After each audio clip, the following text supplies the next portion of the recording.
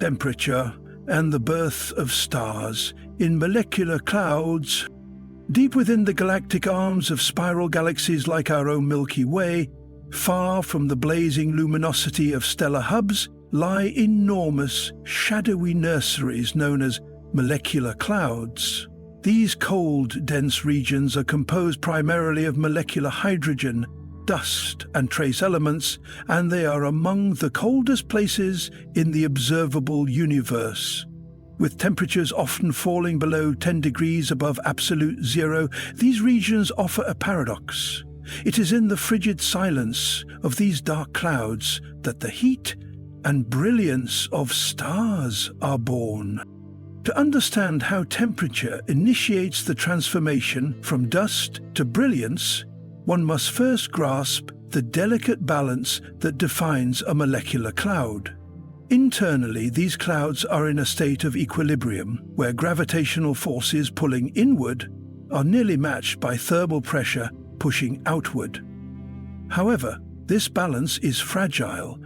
A slight drop in temperature can tip the scales, allowing gravity to begin compressing the cloud's material. This process, known as gravitational collapse, marks the very first step in the creation of a star. But what causes this cooling? Interstellar dust plays an instrumental role. These minute particles, no larger than smoke grains, are efficient radiators of heat. They absorb starlight from distant regions and re-radiate it as infrared energy, allowing the surrounding gas to lose thermal energy.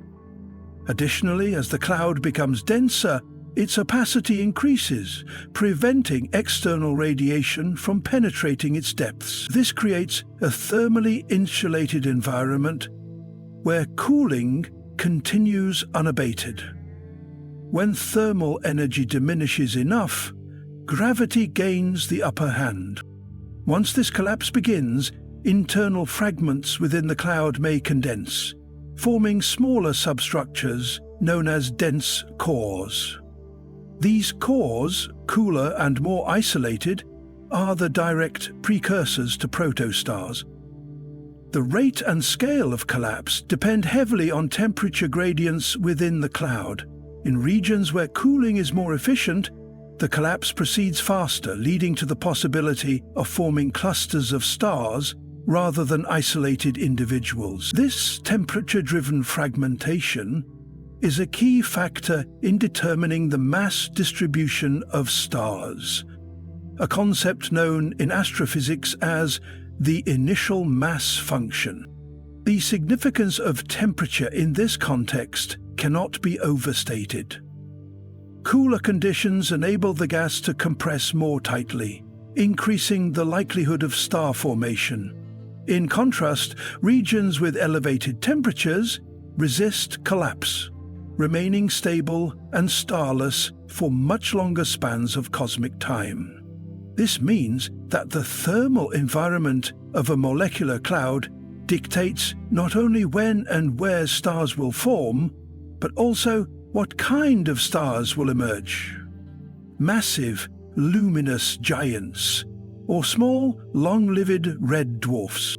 Chemical processes are also influenced by temperature. Cold conditions within the cloud allow molecules such as carbon monoxide, ammonia, and water to form and survive. These molecules are not just passive bystanders.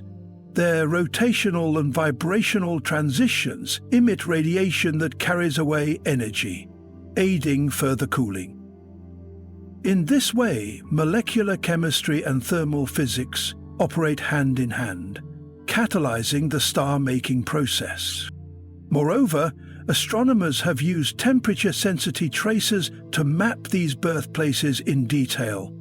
Instruments such as the Atacama Large Millimeter/Submillimeter Array (ARMA) have detected cold molecular lines that reveal the density, velocity, and thermal history of molecular clouds. These insights have confirmed that the lowest temperatures correspond with the highest likelihood of collapse and star formation.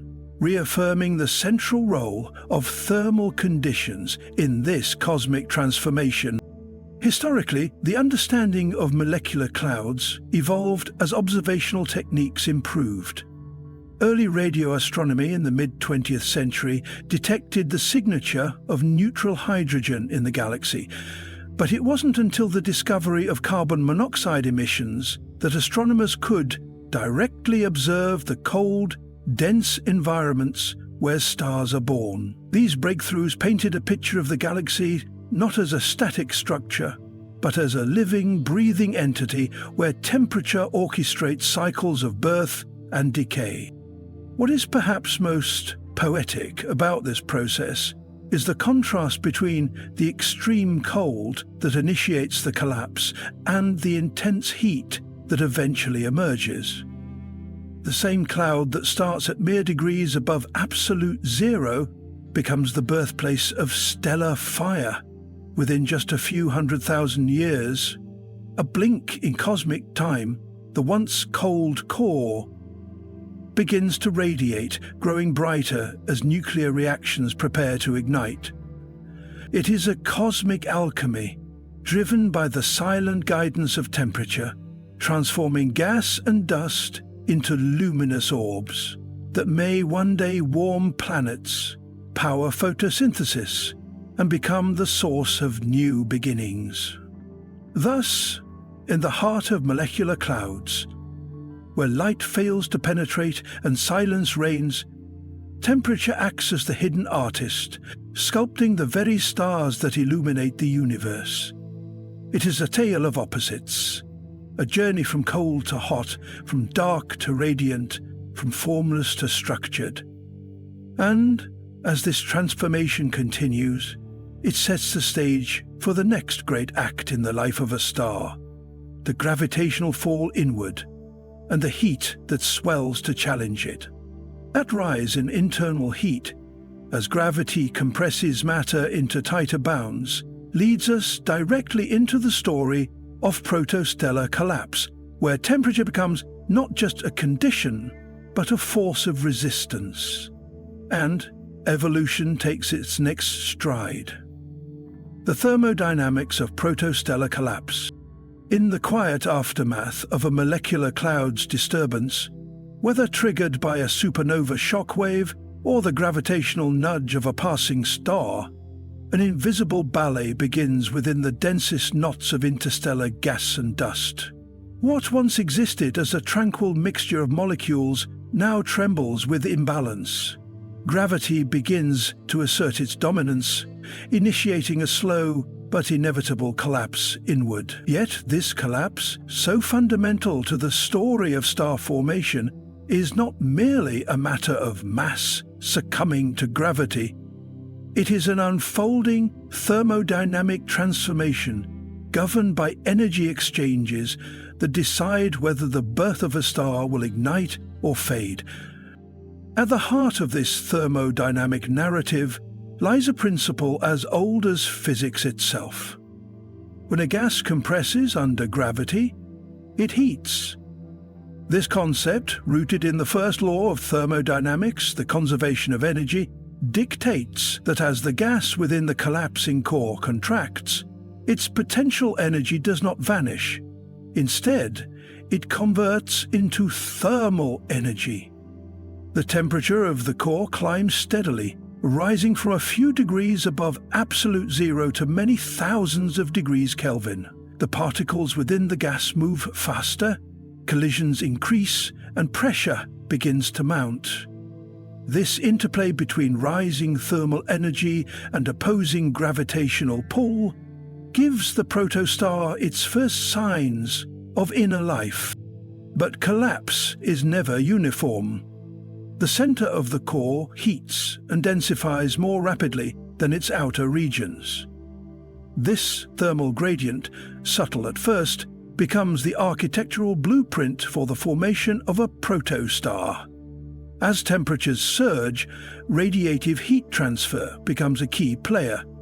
Photons, scattered and absorbed countless times in the dense core, struggle to escape, trapped by opacity created by dust and ionized particles. This internal bottling of heat means that the interior becomes thermally insulated, driving the temperature even higher, hastening the pace of collapse in the innermost regions while slowing it on the periphery.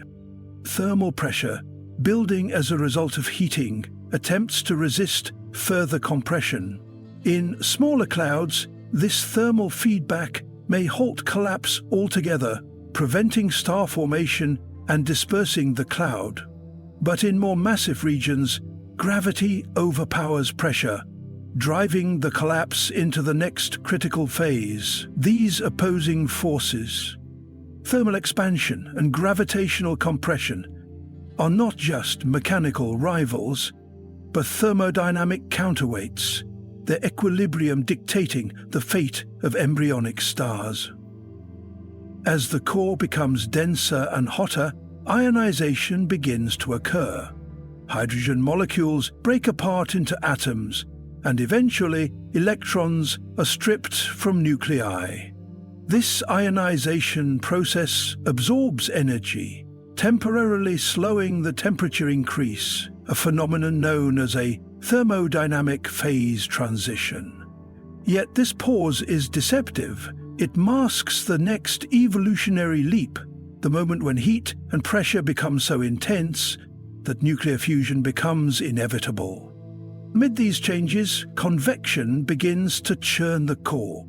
Hotter material rises, cooler gas sinks, and energy is transferred through motion. This convective activity, together with radiative transfer, redistributes heat throughout the forming protostar, leading to a more homogeneous temperature profile.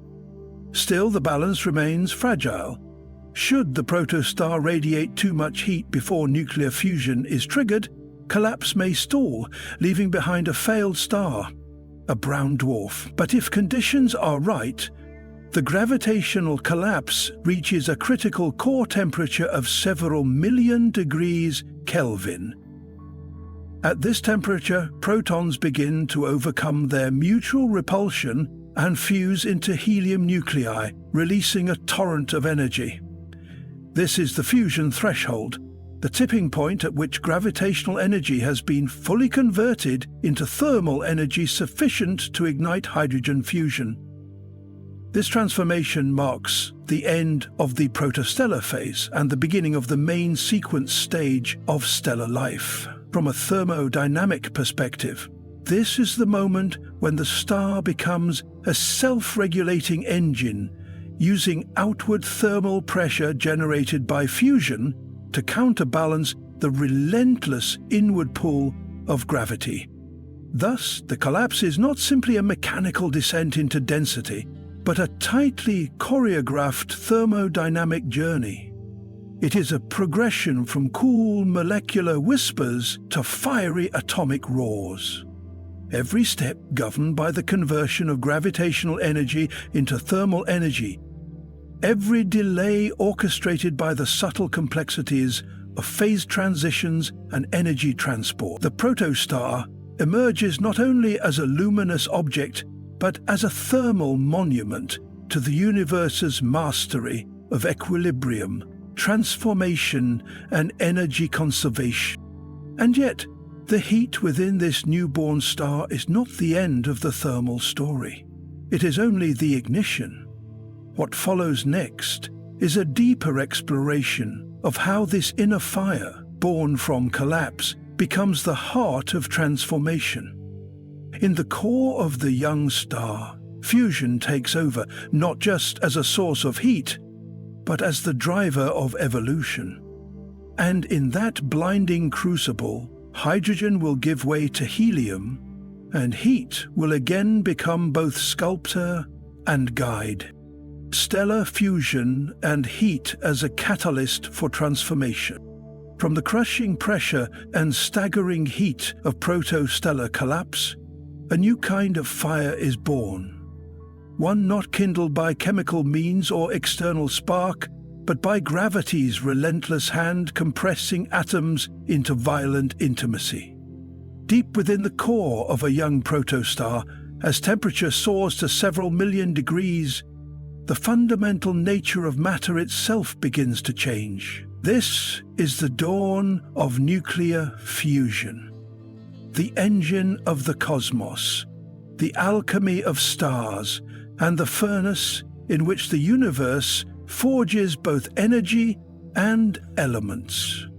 At its essence, fusion is a process of combination. It defies the usual logic of matter that repels light-charged particles from one another. Protons, positively charged and naturally averse to closeness, are forced together by immense gravitational pressure and the extreme kinetic energy produced by heat. Once close enough, the strong nuclear force, one of the four fundamental forces of nature, takes hold, overpowering the electromagnetic repulsion and binding the particles into a new nucleus. In the early life of a star, this process begins with hydrogen, the universe's simplest and most abundant element. Through a process known as the proton-proton chain, 4 hydrogen nuclei undergo a complex dance of collisions, positron emissions and neutrino production to become one helium nucleus. But what emerges from this transformation is far greater than a mere change in composition. A fraction of the mass of the original hydrogen nuclei is lost in the process. Not destroyed, but converted into pure energy, as described by Einstein's iconic equation, energy equals mass times the speed of light squared. This energy escapes the star's core in the form of high-energy photons, gamma rays, that initiate a long journey outward, scattering and degrading through layers of plasma until they eventually radiate from the star's surface as visible light and heat. This thermonuclear process is not simply a method of illumination, it is the balancing act that sustains the star's life. Fusion generates an outward pressure that perfectly counters the inward pull of gravity, creating a state known as hydrostatic equilibrium. Without it, gravity would continue its collapse and the star would die in its infancy. With it, the star achieves stability, burning steadily, converting matter into energy, and releasing light across the darkness of space. For stars like our Sun, this equilibrium phase lasts billions of years, a testament to the efficient but measured pace of hydrogen fusion. But stellar fusion is more than just balance. It is the great transformer of the cosmos. As hydrogen is slowly consumed, stars evolve. The buildup of helium in the core eventually leads to a new threshold, a new ignition. In more massive stars, once the hydrogen is depleted, the core contracts again, heating to even higher temperatures, initiating helium fusion. In this stage, helium atoms are combined to form carbon, and then through successive stages in increasingly hotter cores, even heavier elements such as oxygen, neon, silicon, and eventually iron.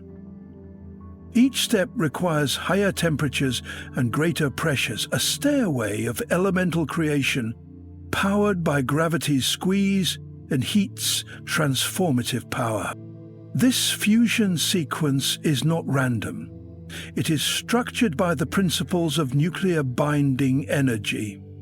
Up to iron, fusion releases energy, making each transformation energetically favorable. But beyond iron, fusion consumes more energy than it releases, marking a boundary in a star's nuclear journey.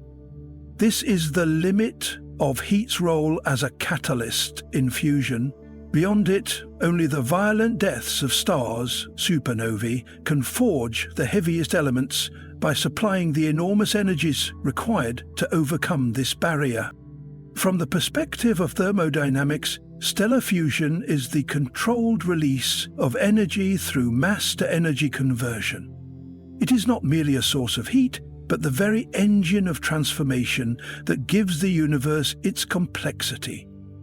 Every atom of carbon in our bodies, every molecule of oxygen we breathe, was once forged in the core of a star, through these very fusion reactions. Heat, in this context, is not just a byproduct. It is the vital activator, the force that allows the cosmos to climb its own evolutionary ladder. The energy generated in the core also dictates the outer life of a star, its brightness, its temperature, its color, and even its lifespan. More massive stars, though they contain more fuel, burn through it at a ferocious rate, producing more heat and light, but living far shorter lives. Smaller stars, burning slower and cooler, can survive for tens to hundreds of billions of years. The relationship between mass, energy output, and thermodynamic efficiency is finely tuned. Fusion governs not only the existence of stars, but their character, destiny, and influence on their surrounding environments. These fusion-driven stars become cosmic lighthouses, shaping galaxies, nurturing planetary systems, and seeding the interstellar medium with enriched matter. Stellar winds, driven by the heat and radiation pressure from fusion, blow bubbles in space, sculpting nebulae and regulating the formation of future stars. Thus, the heat of fusion does more than preserve a star's life. It sculpts the fabric of the cosmos. Yet, fusion's grip on a star is not eternal. Over time, hydrogen is exhausted, fusion slows, and gravity begins to regain control. The once stable equilibrium starts to wobble, and a new transformation awaits. The next chapter unfolds not in balance, but in instability. In the twilight of a star's life, when the fuel runs low and fusion falters, the balance breaks. What follows is a collapse more violent, a rebirth more dramatic than any that came before. From ashes and iron, the cosmos writes its most powerful verses. An evolution that begins as the stellar core collapses and a dying star prepares to explode. This is where our story now turns, from the calm flame of fusion to the furious chaos of stellar death. Supernovae, thermal triggers of galactic change. Within the blistering furnaces of stellar cores, fusion tirelessly forges heavier elements from lighter ones, sustaining equilibrium for millions or even billions of years. But stars are not eternal. Their stability, delicately balanced between the crushing inward force of gravity and the outward push of thermal radiation, is finite. And when that balance falters, when a massive star exhausts its nuclear fuel, the quiet thermodynamic dance that once nurtured creation gives way to a sudden and violent act of destruction, the supernova. Supernovae are among the most powerful thermal events in the universe. These titanic explosions are born from instability, a critical collapse triggered by the physics of heat, pressure, and the failure of fusion. In the final stages of a massive star's life, when its core becomes rich in iron, nuclear fusion no longer yields energy. Iron cannot fuse into heavier elements without consuming more energy than it releases. At this thermodynamic dead end, the star can no longer resist gravitational collapse. In a matter of seconds, the core succumbs to its own weight, triggering a rebound shockwave of extraordinary intensity. This thermal runaway reaction propels the outer layers of the star into space at velocities exceeding tens of thousands of miles per second, releasing energy that briefly outshines entire galaxies. The temperatures at the core of a supernova can reach over 10 billion degrees, conditions so extreme they facilitate the creation of elements heavier than iron, such as gold, uranium, and platinum. These elements cannot form in the steady, orderly fusion cycles of normal stars. They require chaos, extreme heat, and the sudden acceleration of atomic collisions. Supernovae act as cosmic forges, seeding the interstellar medium with the fundamental ingredients of planets, biology, and future stars.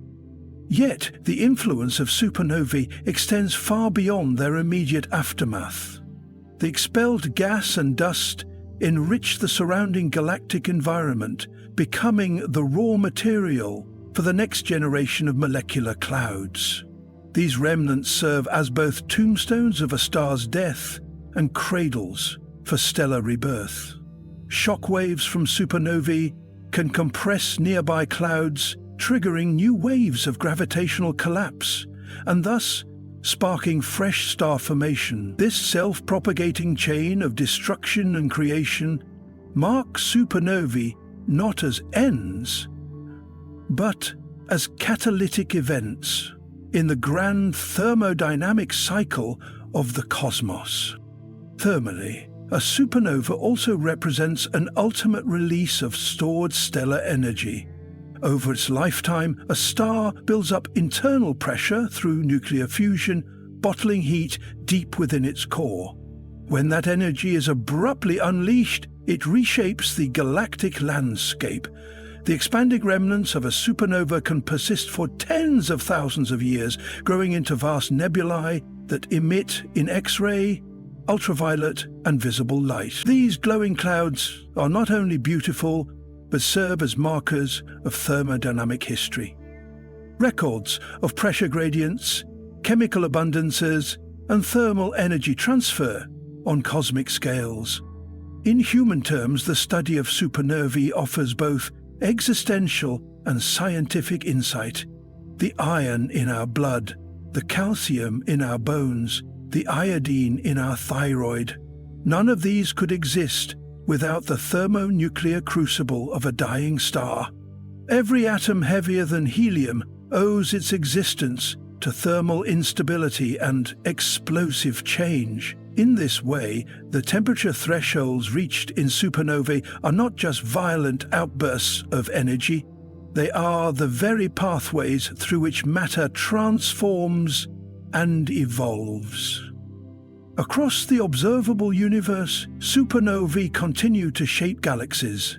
Some explode in relative isolation. Others occur in tightly knit stellar neighborhoods, triggering chain reactions of activity. In both cases, they demonstrate the profound effect of thermal disequilibrium in large-scale structure.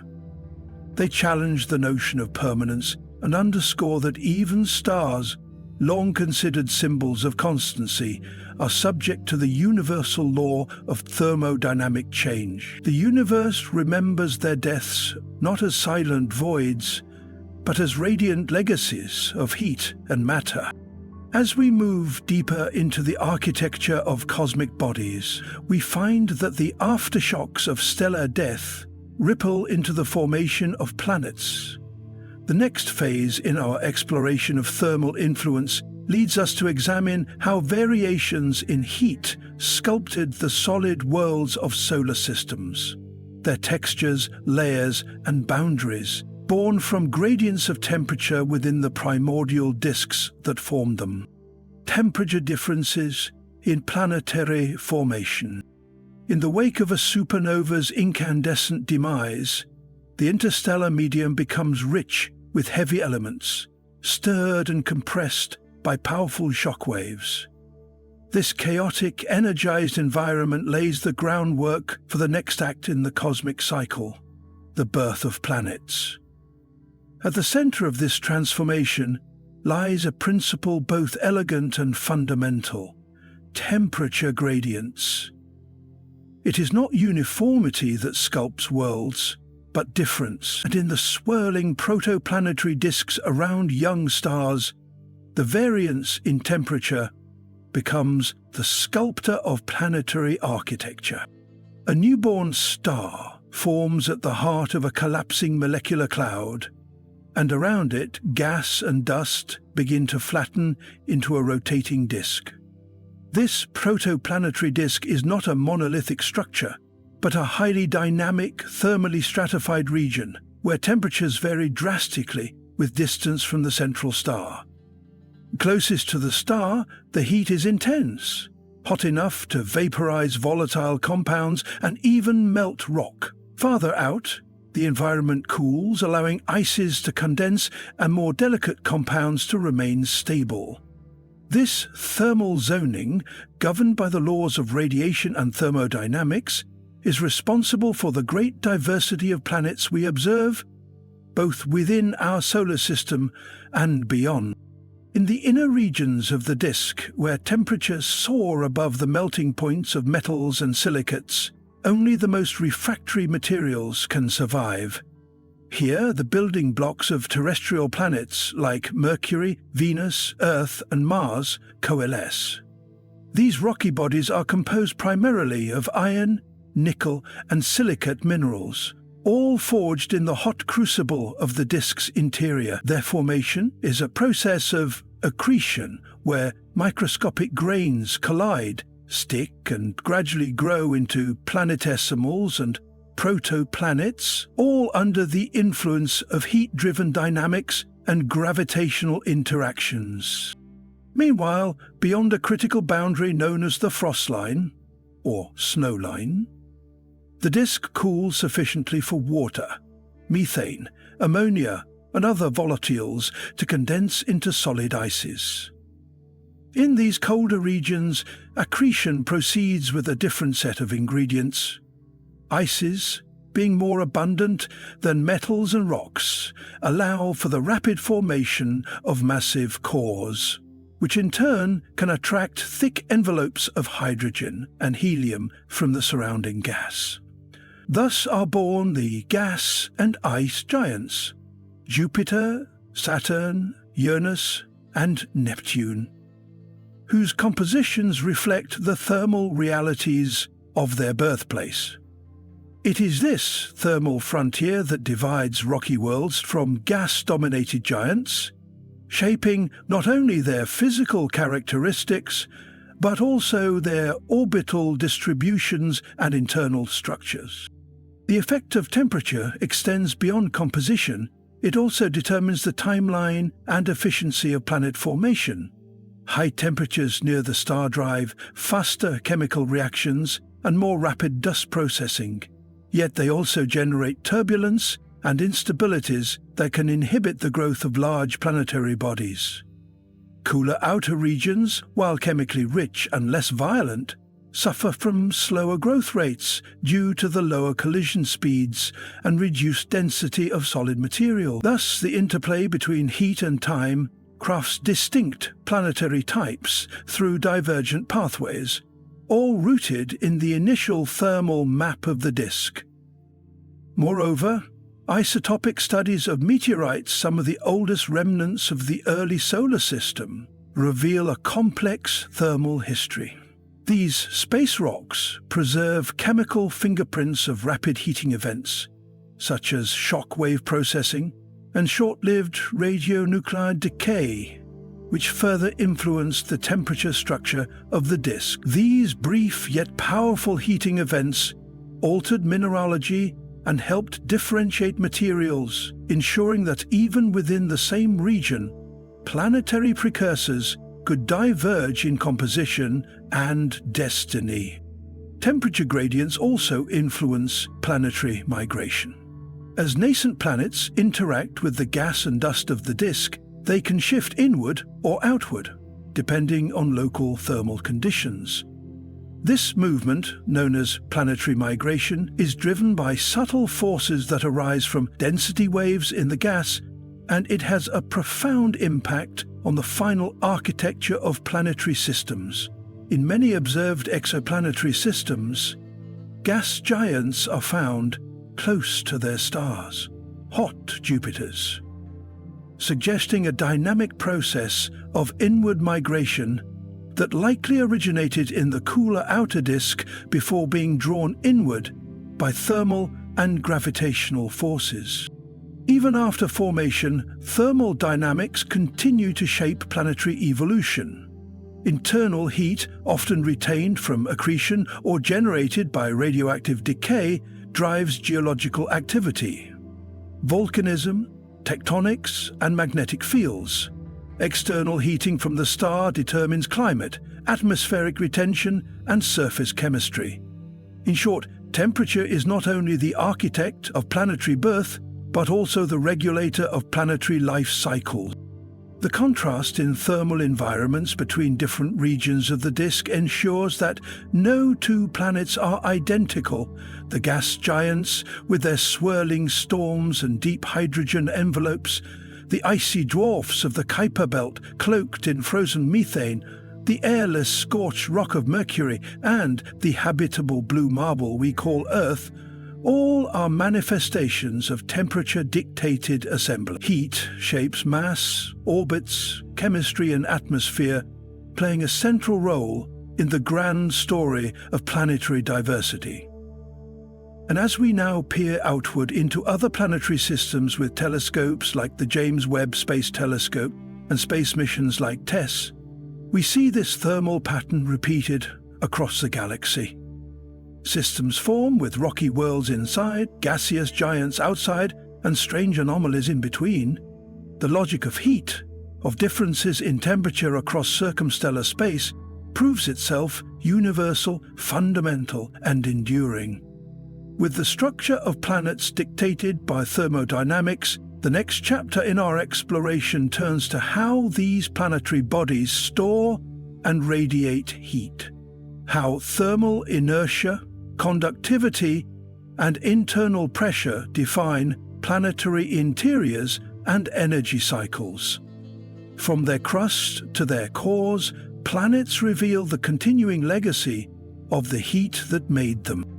Beneath the outer reaches of the solar system, where light barely glimmers and temperatures plummet to realms colder than any desert night on Earth, lie some of the most active and geologically dynamic bodies in the cosmos.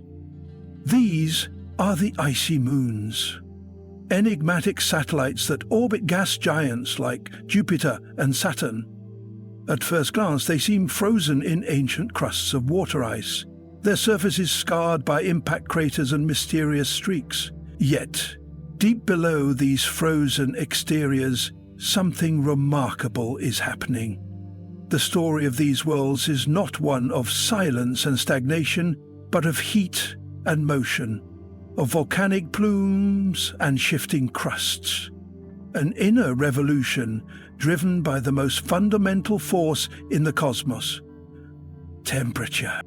While terrestrial planets like Earth generate tectonic activity through the decay of radioactive elements and the gradual cooling of their molten interiors, icy moons rely on more subtle, yet equally powerful mechanisms. Chief among them is tidal heating, a process born from the complex gravitational ballet between moons and their parent planets. As moons like Europa, Enceladus, and Ganymede orbit massive gas giants, their paths are tugged and stretched by gravitational forces, causing internal flexing that generates frictional heat. This heat does not escape easily. Instead, it builds up deep within, melting ice into hidden oceans and fueling volcanic activity beneath miles of frozen crust. On Jupiter's moon Europa, evidence of this internal heat has transformed scientific expectations. Its surface is crisscrossed with reddish-brown lines, tectonic fractures where ice plates have shifted, buckled, and broken apart. These features are eerily similar to Earth's mid-ocean ridges, suggesting active geological processes beneath the surface. More compelling are hints of cryovolcanism, the eruption not of molten rock, but of slushy water, salts, and possibly organic compounds, forced up through fractures in the icy shell. These icy eruptions are powered by the same heat that churns Europa's subsurface ocean, making it a prime candidate in the search for extraterrestrial life. Farther out, Saturn's moon Enceladus offers one of the most vivid displays of heat-fueled geological activity in the outer solar system. In 2005, NASA's Cassini spacecraft captured stunning images of geyser-like plumes erupting from the moon's south pole. These plumes, composed of water vapor, ice particles, and organic molecules, shoot hundreds of miles into space, originating from fractures known as tiger stripes. What makes Enceladus particularly compelling is the amount of energy required to sustain these plumes over time. Scientists have calculated that the internal heat driving this activity must be substantial and sustained, likely through a combination of tidal flexing and possibly even radioactive decay. Beneath its icy shell, Enceladus harbors a global ocean, kept warm by this internal energy, hinting again at the potential for life in an otherwise frozen realm. Even larger moons like Ganymede and Titan reveal the influence of internal heating on a grand scale. Ganymede, the largest moon in the solar system, possesses a magnetic field, a feature that implies a partially molten convecting core. This suggests that even in the far reaches of the solar system, heat can persist long after the moon's formation, shaping magnetic and geological structures. Titan, Saturn's massive haze-shrouded moon, boasts rivers, lakes and seas of liquid methane and ethane on its surface, but its interior holds a different secret. Evidence points to a subsurface ocean kept warm by a combination of heat sources, including tidal friction. These hidden oceans, liquid and dynamic beneath miles of ice, are a testament to the quiet persistence of thermal energy. In each of these worlds, the narrative of temperature shifts from the realm of star formation and galactic cataclysm to one of subtle, long-term geological change. Heat becomes the hidden engine beneath icy mantles, the silent architect of fractures, plumes, and possible habitats.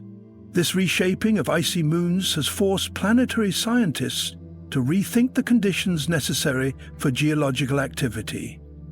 And, perhaps more importantly, for life itself, where once it was believed that a planet must be close to a star to remain active, the discovery of thermally dynamic moons has expanded the boundaries of habitability. But the story of temperature does not stop at plumes and oceans. From icy shells to heated cores, from subterranean oceans to surface reshaping, temperature continues to guide the evolution of planetary systems. And it leaves traces, not just in fractures or geysers, but in the very echoes of the Big Bang. As we turn our attention away from these frozen moons and look outward once again, we encounter a different kind of thermal footprint, one written across the entire sky, whispering the story of the cosmos itself.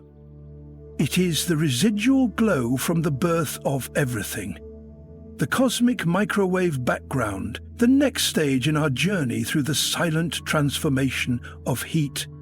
Long after the last geyser has fallen silent on Enceladus, and Europa's subsurface tides have grown still beneath thickening crusts of ice, a deeper, more ancient warmth continues to echo across the cosmos, one that has nothing to do with volcanic activity or tidal flexing. It is not bound to a planet or moon, nor does it rise from a molten core. This warmth is everywhere. It permeates the fabric of space itself, invisible to the naked eye, yet detectable by instruments tuned to the faintest whispers of the universe's past. This omnipresent glow is the thermal memory of creation. It is the cosmic microwave background, a silent ghost of the universe's birth, still glowing after more than 13 billion years. To understand the cosmic microwave background, or CMB, one must journey back to a time when the universe was not a sprawling expanse of galaxies and voids, but a compact, seething fireball of energy.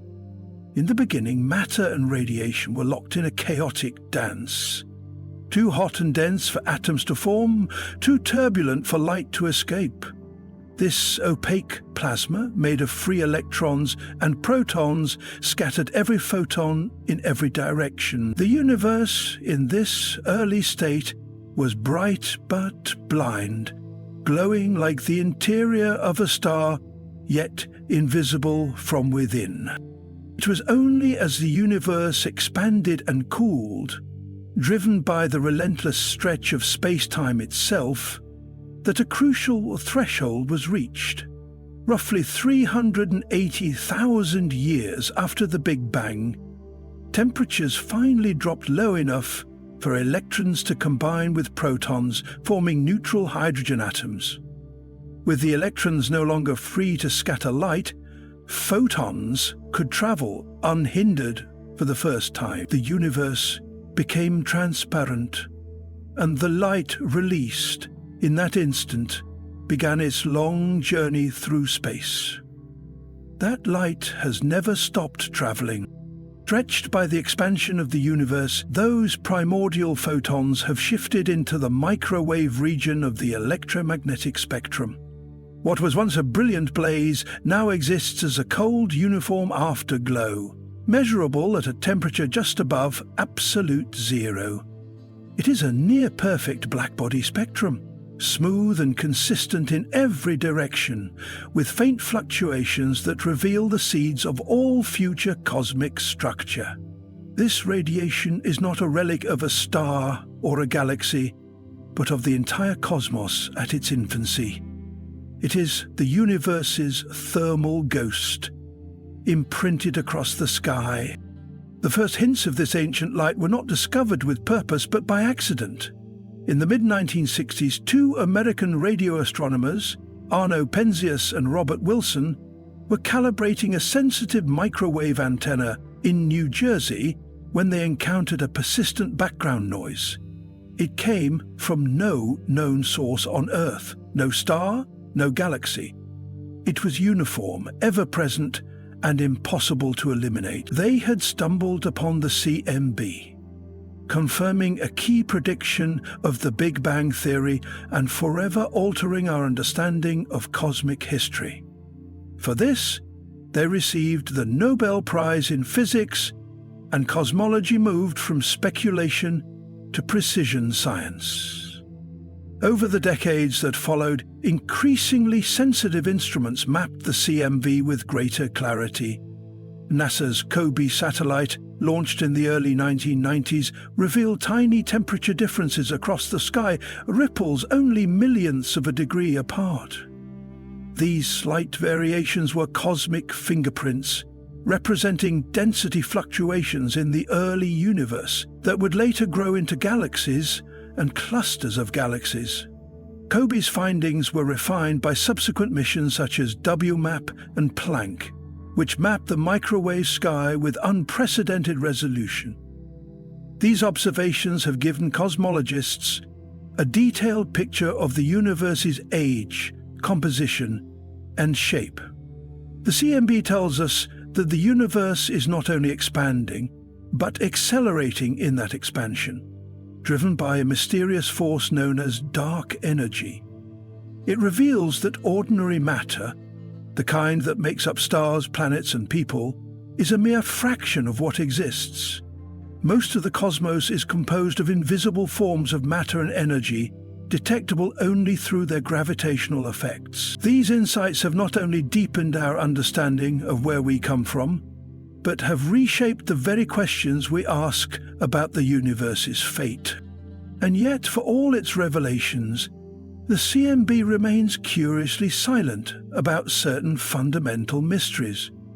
It hints at phenomena that occurred even before light was able to travel freely, such as cosmic inflation, a rapid exponential expansion of the universe in its first moments, far faster than the speed of light. Inflation would have smoothed out the fabric of space, explaining the CMB's incredible uniformity, while also seeding the tiny quantum fluctuations that grew into galaxies. But inflation itself is still a theory, supported by indirect evidence and awaiting deeper observational confirmation. There are also anomalies, subtle irregularities in the CMB data that challenge our expectations. One region of the sky appears unusually cold. Some maps suggest a slight asymmetry in the CMB's temperature distribution. Are these signs of undiscovered physics? Are they statistical flukes or hints of parallel universes brushing against our own? The CMB, while largely uniform, contains just enough imperfection to stir the imagination of physicists and philosophers alike. Yet above all else, the cosmic microwave background reminds us of something profound, that the universe has a memory. The light released at the moment transparency began has never faded completely. It surrounds us still, invisible but ever-present, a soft whisper from the moment time became legible. Every star, every planet, every molecule in your body exists against this faint thermal backdrop, a silent chorus singing the birth of space and time. But just as this ancient radiation illuminates the past, it also frames the next question. If the universe still carries the thermal imprint of its birth, what becomes of all this energy in the far future? When the last stars have burned out, when galaxies drift into darkness, and when heat itself begins to vanish, what remains then? As we follow the trail of cosmic temperature ever forward, we encounter a horizon of unimaginable stillness, a final equilibrium where all thermodynamic processes cease. In this ultimate silence we glimpse the cold end of everything, the universe's thermal death, thermonuclear reactions in neutron stars. From the primordial fireball to the haunting echoes of the cosmic microwave background, the journey of thermal energy has shaped the grand architecture of the cosmos. But nowhere is the intensity of this energy more extreme and more transformative than within the hearts of neutron stars. Cosmic furnaces born from the death throes of massive suns, where thermonuclear reactions occur under unimaginable conditions. As we now plunge into the densest thermal crucibles known to exist, the narrative turns from ancient echoes to present fire, from spectral ghosts to nuclear fury. In the long chronology of cosmic evolution, neutron stars represent a paradox wrapped in gravity. Objects so small, yet so incredibly dense, that a single teaspoon of their matter would weigh billions of tons. They emerge not from gradual accumulation, but from sudden cataclysmic collapse, specifically the remnants of supernovae, where a once massive star's core implodes under the crushing weight of gravity. The resulting neutral star is just about a dozen miles wide, yet its mass rivals that of an entire sun. Inside this compressed remnant, the laws of matter bend. Quantum mechanics intertwines with gravitational extremes, and thermonuclear energy finds its most brutal and brilliant expressions. The very formation of a neutron star is a thermal and kinetic upheaval.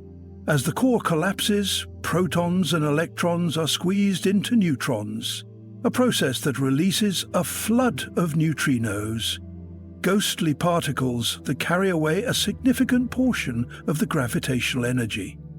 What remains is a compact, spinning furnace, whose outer layers are still heated to temperatures exceeding 100 billion degrees at birth. Over time, the surface cools, but the internal dynamics remain anything but quiet.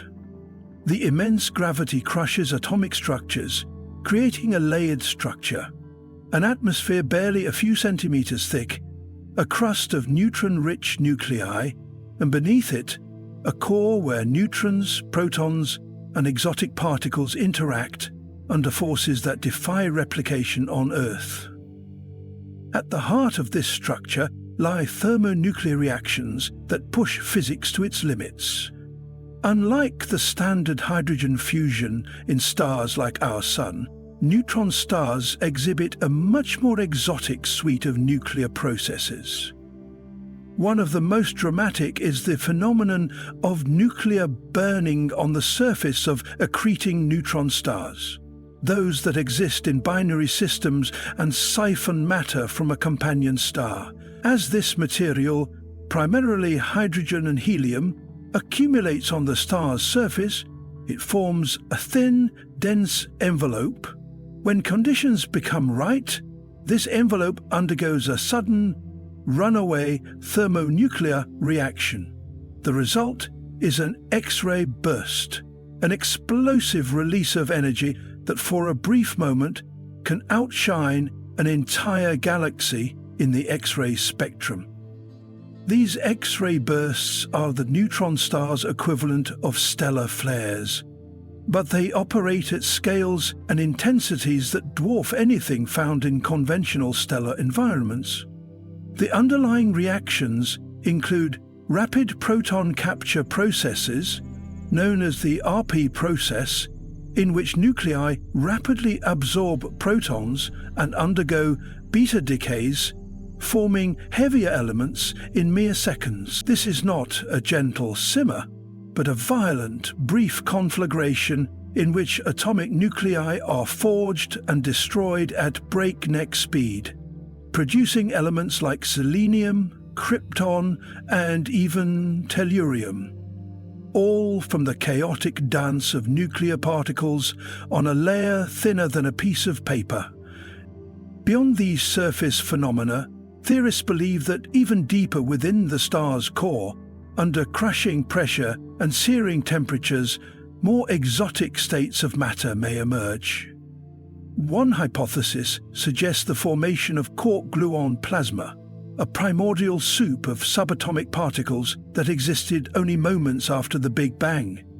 In such an environment, thermodynamic laws play out in wholly unfamiliar ways. Thermal conductivity, viscosity, and heat capacity no longer behave according to classical expectations, but are dictated by quantum chromodynamics, the theory that governs the strong nuclear force. Some neutron stars, known as magnetars, exhibit even more intense thermodynamic properties. Their magnetic fields are trillions of times stronger than Earth's, capable of distorting atomic orbitals and even the vacuum of space itself. These magnetic fields can generate enormous thermal gradients, leading to powerful starquakes and bursts of gamma radiation. When a magnetar flares, it releases more energy in a single moment than our Sun does over hundreds of thousands of years. These bursts are not merely thermonuclear, they are thermomagnet dynamic, representing a fusion of thermal, nuclear, and magnetic forces so powerful that they remain only partially understood. Yet despite their extremity, neutron stars are also cosmic laboratories. Their thermonuclear processes, detectable through X-ray and gamma-ray telescopes, provide insight into the behavior of matter under conditions that cannot be recreated on Earth. From the burst profiles and decay curves of X-ray transients, scientists can infer the composition of the accreted material, the rate of nuclear burning, and even the equation of state of ultra-dense matter. Every flare, every pulse, and every thermal ripple from a neutron star tells a story, written in the language of high-energy thermodynamics. These observations are not just esoteric. They influence models of nucleosynthesis, how the universe makes elements. They refine our understanding of fundamental forces.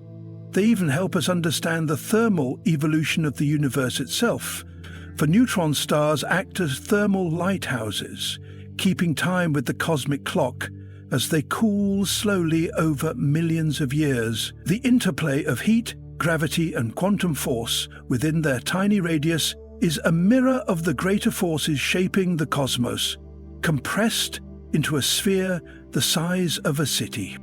And so, the tale of heat and thermodynamics, having begun in the distant fire of the Big Bang, travels through protostars, stellar cores, supernovae, planetary disks, and icy moons, only to converge in the furious interior of a neutron star, a beacon of nuclear fire that burns not for life, but for revelation.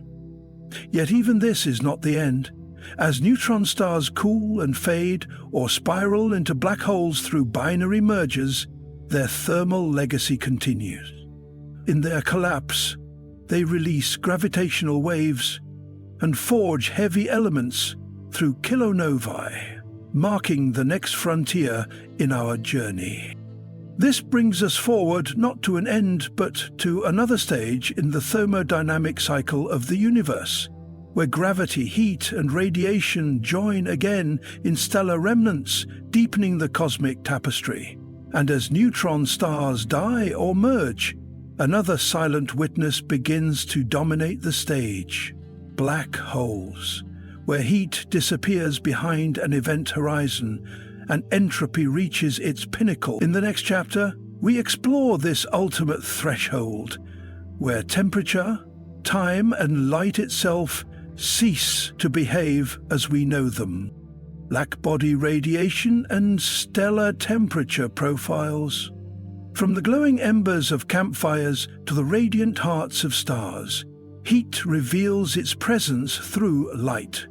In the vast realm of astrophysics, this relationship between heat and light is formalized through a concept both elegant and essential: black-body radiation. This phenomenon, defined by the emission of electromagnetic radiation by an idealized object that absorbs all incident energy, serves as a thermal fingerprint for understanding stars. Every star in the sky, from the nearest red dwarfs to the blazing blue giants on the outer fringes of the Milky Way, tells its story through the light it emits. At the foundation of this cosmic storytelling lies black-body radiation, an anchor that allows astronomers to read the thermal histories and present states of stellar bodies with astonishing precision. A black body is not merely theoretical. It provides a benchmark, a standard model of how objects should emit radiation solely due to their temperature. When a star behaves closely to this model, its emitted spectrum can be analyzed with remarkable accuracy to determine its surface temperature. This relationship, codified through Planck's law, Stefan Boltzmann law, and Wien's displacement law, allows scientists to unravel the internal physics of stars by simply observing their light. The Stefan Boltzmann law, for instance, reveals that a star's luminosity is directly proportional to the fourth power of its surface temperature, showing that even a slight increase in temperature can produce a dramatic increase in energy output. Through this lens, stars are no longer anonymous points of light. A red star, with its cooler surface temperature, radiates most of its energy in the infrared and red portions of the spectrum. In contrast, a blue star, with a significantly hotter surface, shifts its peak emission toward the ultraviolet. This gradient across the color spectrum is not just a visual cue, it is a thermal roadmap. The spectrum of a star serves as its identity, revealing not only its current temperature, but also its age, chemical composition, and evolutionary stage. Black-body radiation also provides the framework for understanding stellar classification. The Hertzsprung-Russell diagram, a cornerstone of modern stellar astrophysics, is built upon temperature and luminosity, both rooted in black-body principles.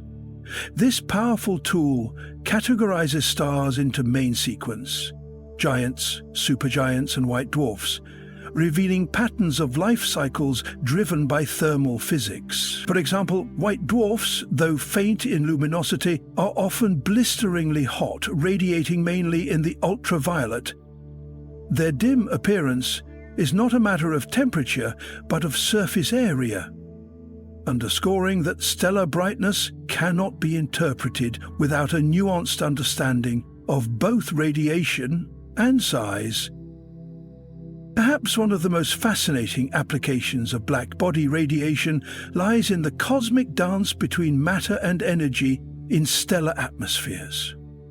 Here, the interplay of thermal energy with atomic structures results in absorption lines. Dark bands imprinted onto the otherwise continuous spectrum. These lines are more than gaps in color. They are signatures of the elements within a star's atmosphere, altered by thermal motion and pressure. Through this, astronomers can identify the chemical makeup of a star across vast distances, revealing, for instance, whether it harbors heavy elements synthesized in previous generations of stars or formed in relative isolation from galactic evolution.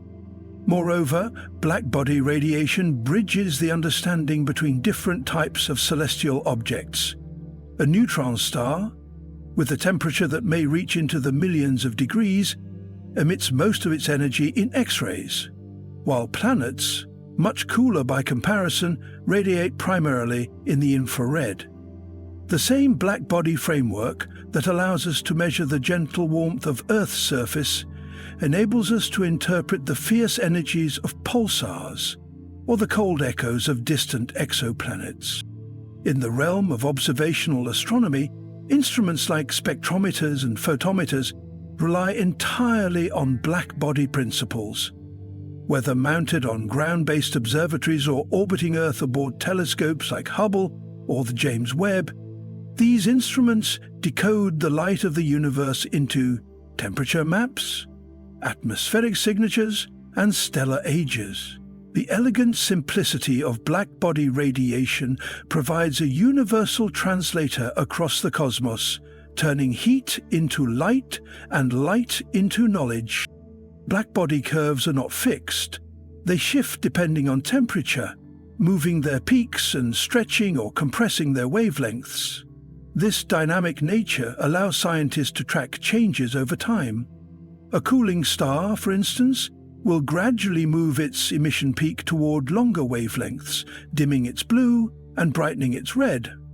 These subtle shifts are keys to understanding stellar evolution, the transition from one phase to another, and the slow march towards stellar death.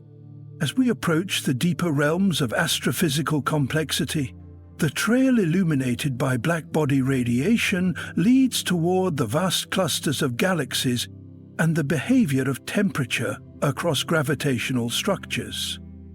From the thermal pulse of an individual star to the searing radiation of entire galactic formations, the spectrum of light becomes an archive of motion, energy, and entropy. This journey now transitions toward exploring the kinetic energy and internal temperatures that ripple through massive galactic clusters. Regions where individual stars no longer tell the story alone, but instead entire galaxies dance to the rhythm of thermodynamic forces. Thermal evolution of white dwarfs. As the fires of a star's core begin to dwindle, a quiet transformation takes place, one that strips away the brilliance of a main sequence life and ushers in the solemn stillness of a white dwarf. This metamorphosis is not a collapse into darkness, but a slow, graceful fading from heat into cold. The white dwarf, though seemingly modest in its radiance, is a crucible of ancient heat and condensed history. Its thermal evolution from a blazing remnant to a cold and silent object is one of the most profound and telling narratives in stellar astrophysics. White dwarfs are not born in explosive chaos, but in the aftermath of stellar equilibrium. When stars like our Sun exhaust their nuclear fuel, fusion halts in their cores. Gravity begins to dominate, pulling the core inward. But rather than collapsing endlessly, the core reaches a unique state known as electron degeneracy pressure, a quantum mechanical effect that resists further compression. It is this resistance, not energy from fusion, that supports a white dwarf against gravitational collapse. In this state, the star becomes incredibly dense, often packing a mass comparable to the Sun into a volume no larger than Earth. The intense temperatures generated during the red giant phase remain trapped inside, with no mechanism to renew the heat. From this point forward, a white dwarf becomes a thermal relic, a slowly cooling ember drifting through time. Initially, the surface temperature of a new white dwarf can soar to hundreds of thousands of degrees Kelvin. This heat radiates outward, mostly in ultraviolet wavelengths, making young white dwarfs searingly bright in specific spectral bands. However, unlike stars on the main sequence, white dwarfs lack an internal engine. No new energy is being produced. All thermal radiation comes from residual heat left over from their earlier life. As a result, the cooling process is inevitable and irreversible. This marks the beginning of their long descent down the so-called white dwarf cooling curve. The rate of cooling is dictated by several intricate factors. First, the thermal conductivity of the white dwarf plays a critical role. Its core, composed primarily of carbon and oxygen, conducts heat efficiently.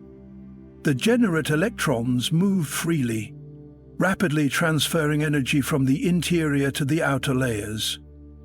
But this very efficiency causes the surface to cool faster, radiating heat into space and lowering the overall temperature. As the surface temperature decreases, so does the luminosity, following a path that is well modeled, but deeply tied to the physics of dense matter. Second, the mass and composition of the white dwarf determine how fast it loses its heat. More massive white dwarfs, although having stronger gravity and smaller radii, tend to cool more slowly because they store more internal energy. Less massive ones, while larger in volume, have lower central temperatures and shorter thermal lifetimes.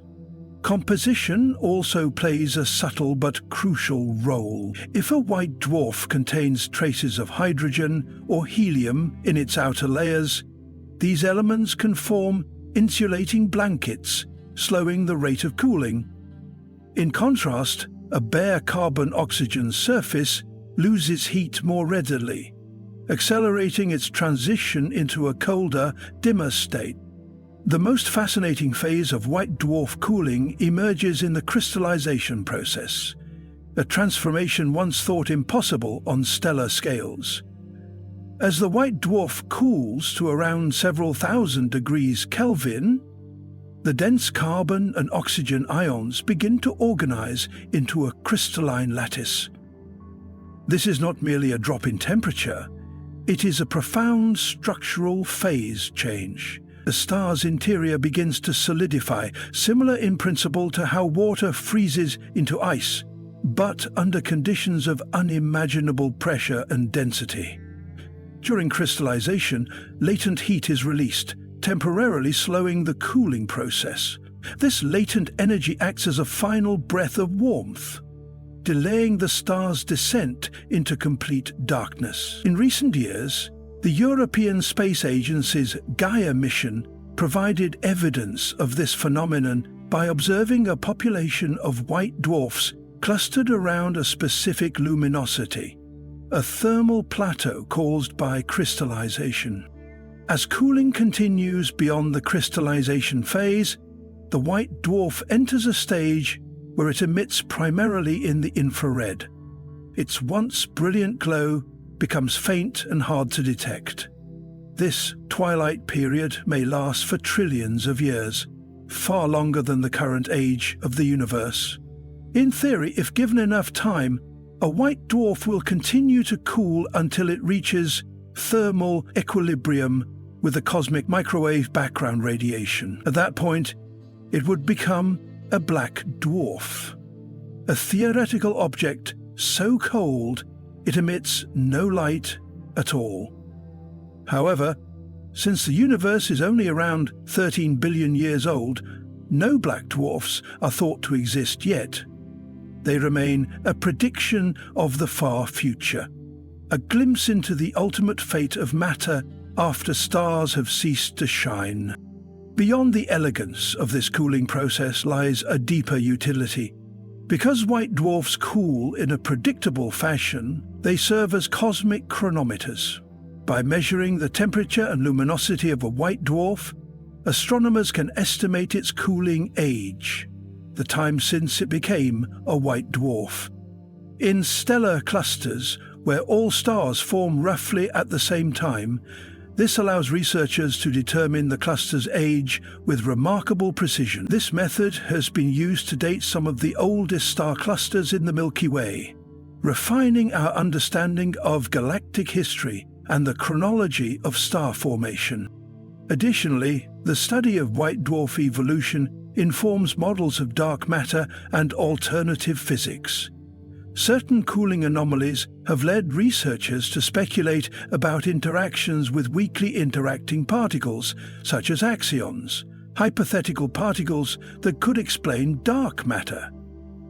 If white dwarfs cool faster than models predict, it could hint at unknown processes radiating energy from their interior. Thus, even in their silence, white dwarfs may be whispering secrets about the fundamental nature of the universe.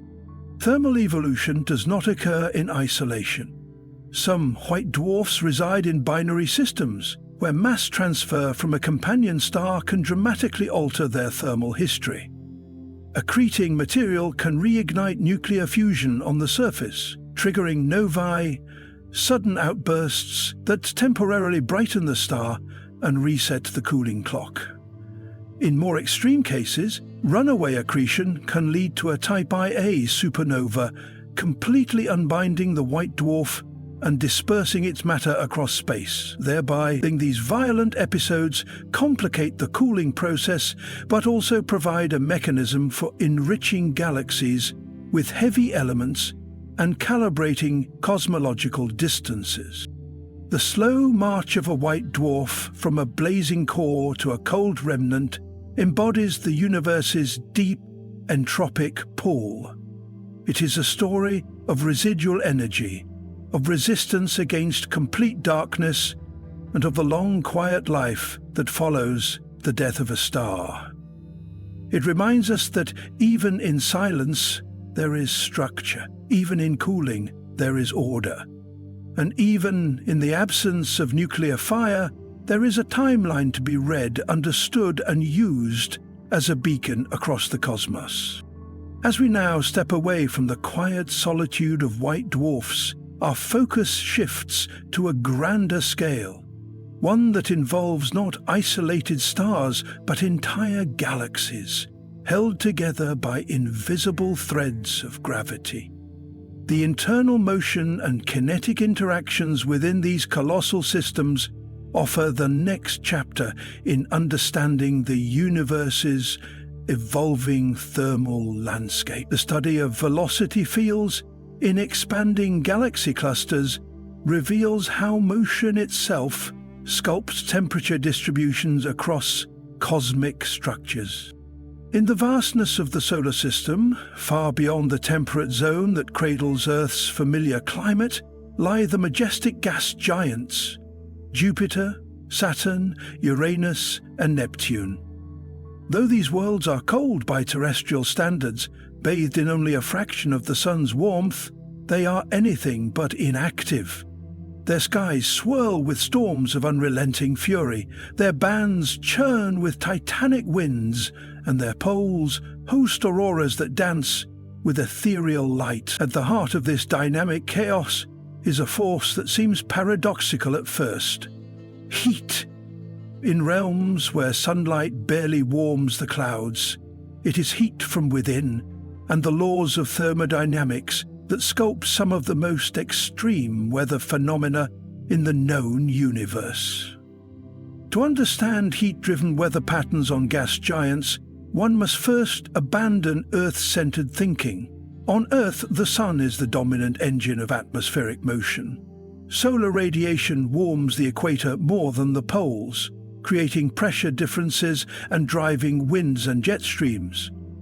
Weather in this context is largely the result of external heating, but on gas giants, particularly Jupiter and Saturn, it is the internal heat, residual energy from their formation and ongoing gravitational contraction, that far outweighs the influence of the distant Sun. Jupiter, for example, emits nearly twice as much energy as it receives from solar radiation. Saturn, too, radiates significantly more heat than it absorbs. These planets are not just passive recipients of light, they are thermal engines unto themselves.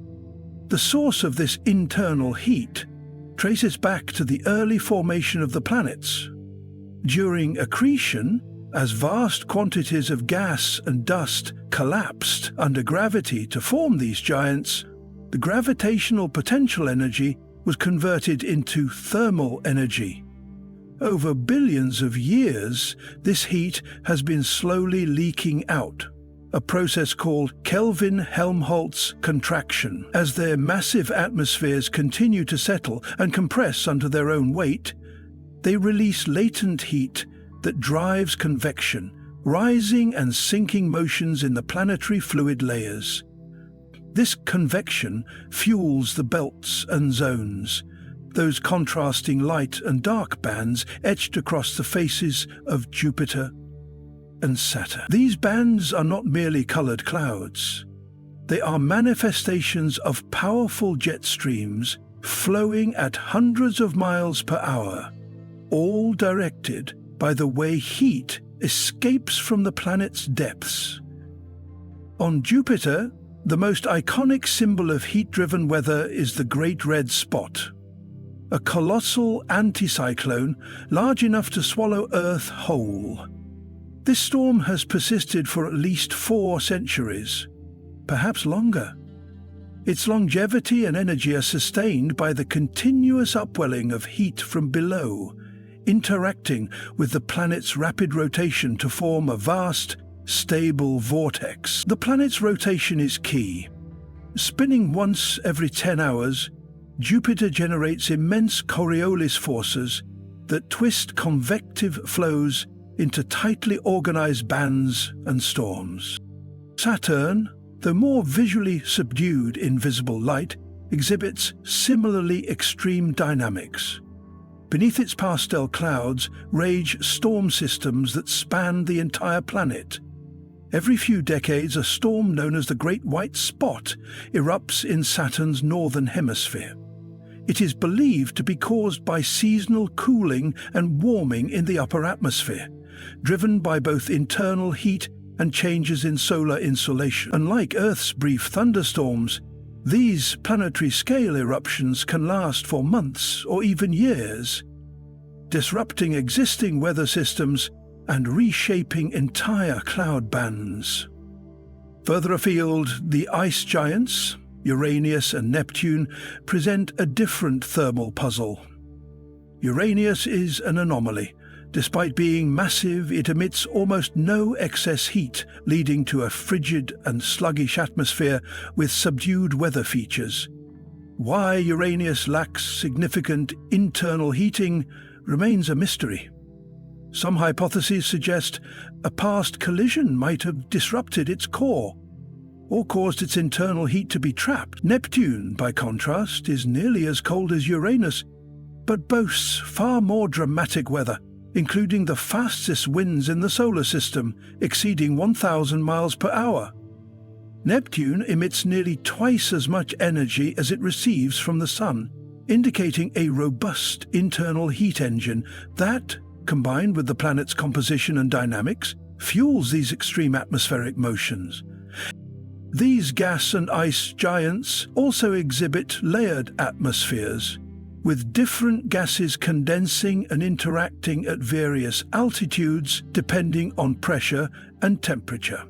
Ammonia, hydrogen sulfide, water vapor, and methane form clouds at different depths, and the way heat percolates through these layers influences where storms form and how energy is distributed. Lightning detected on Jupiter and Saturn suggests vigorous convective activity, further reinforcing the role of rising heat in shaping the weather systems.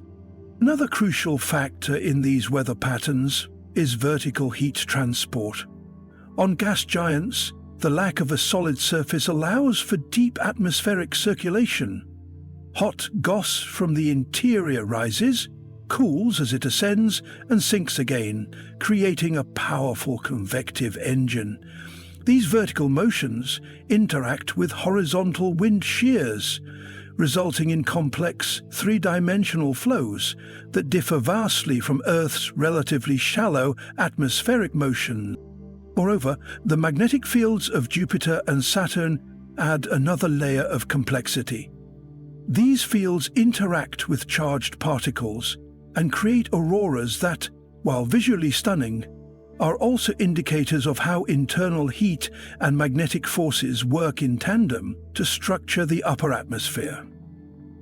On Earth, auroras are mainly solar-driven, but on Jupiter, much of the auroral activity is powered by the planet's own rotation and magnetic field dynamics. In recent decades, spacecraft missions such as Voyager, Galileo, Cassini, and Juno have provided breathtaking insights into these colossal weather machines. Juno's microwave radiometer has penetrated deep beneath Jupiter's cloud tops, revealing that its iconic bands extend thousands of miles into the planet's interior, driven by convective processes linked to internal heat. Cassini, orbiting Saturn for over a decade, captured the hexagonal storm at the North Pole, a baffling geometric feature possibly stabilized by standing waves in the atmosphere, again influenced by heat flows and rotational dynamics. Altogether, heat on gas giants does not simply dissipate, it sculpts. It sculpts the bands, the storms, the jet streams, and even the seasons. These planets are not frozen or dead. They are alive with a physics all their own, powered not by the light of their distant star, but by the seething energy trapped within their cores. And as we trace the journey of heat across these massive worlds, we begin to understand a cosmic principle that stretches far beyond planetary weather. Heat, how it moves, transforms, and interacts with gravity and matter, becomes a unifying thread, not just in atmospheres, but in galaxies, stars, and the very structure of the universe itself. As we leave the swirling clouds of gas giants behind, our attention now turns to regions where heat behaves not in storms, but in the motion of entire clusters of galaxies, where matter itself flows and stretches space in colossal fields of velocity, tracing the universe's grand expansion. In the vastness beyond our solar system, orbiting stars, both familiar and foreign, lie a staggering number of worlds known as exoplanets. These distant planets, once theoretical, are now becoming observable thanks to rapid advancements in space-based telescopes and detection techniques. But the mere discovery of a planet beyond our solar system is only the beginning to understand whether these alien worlds harbor the potential for life. We must peer beyond their orbits and masses. We must examine their atmospheres. And to do so, we follow the trails of heat, thermal signatures that tell us about their chemistry, their climates, and their capacity to nurture life. An exoplanet's atmosphere acts as a thermal lens, filtering starlight, absorbing radiation, and re-emitting energy in ways that can be measured across the electromagnetic spectrum. Unlike the rocky surface of a planet or its dense interior, an atmosphere is dynamic, ever-shifting, with wind, weather, and heat transport, and it is through these subtle changes in emitted thermal energy that we learn what kind of molecules float within these veils of gas, whether water vapor, carbon dioxide, methane, or oxygen, and how they interact with incoming stellar radiation. The process of detecting atmospheric composition begins with a technique known as transit spectroscopy. When an exoplanet passes in front of its host star, a portion of starlight filters through the planet's atmosphere before reaching our telescopes. That light carries with it a distinct fingerprint, specific wavelengths absorbed or scattered by gases like ammonia, hydrogen, or ozone. But more than just composition, the temperature of these atmospheres can be inferred based on the intensity and distribution of infrared radiation, especially during the planet's secondary eclipse, when it passes behind its star and its thermal signature briefly vanishes. By comparing the light before and after this eclipse, astronomers can measure how much infrared energy the planet was emitting, revealing its dayside temperature, heat redistribution patterns, and even weather systems. Hot Jupiters, gas giants that orbit close to their stars, have been a fertile ground for such thermal studies. These massive planets, often scorched by stellar proximity, can reach thousands of degrees in temperature. Their atmospheres are turbulent and chaotic, with winds whipping across their skies at thousands of miles per hour. In some, astronomers have detected temperature inversions, where the upper atmosphere is hotter than the layers beneath, caused by high-altitude absorbers such as titanium oxide.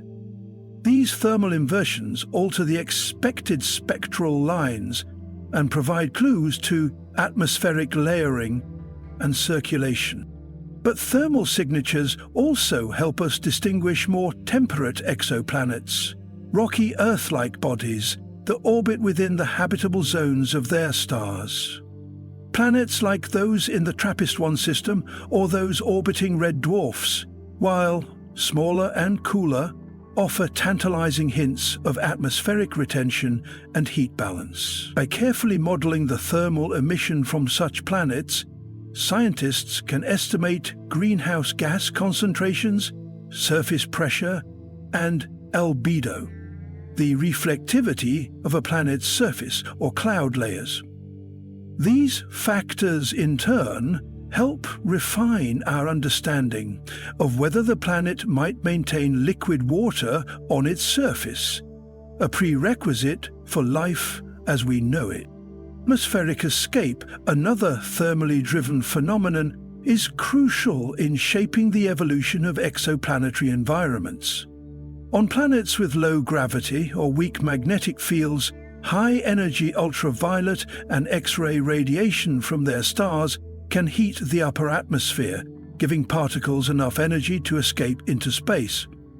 This process, known as hydrodynamic escape, has stripped many smaller exoplanets of their primordial hydrogen envelopes, leaving behind bare rocky cores or reshaped composition. By studying thermal emissions in ultraviolet and X-ray wavelengths, researchers can track this atmospheric loss in real time, witnessing how stellar radiation sculpts planetary fates. The James Webb Space Telescope has ushered in a new era of thermal detection, pushing the boundaries of what we can measure.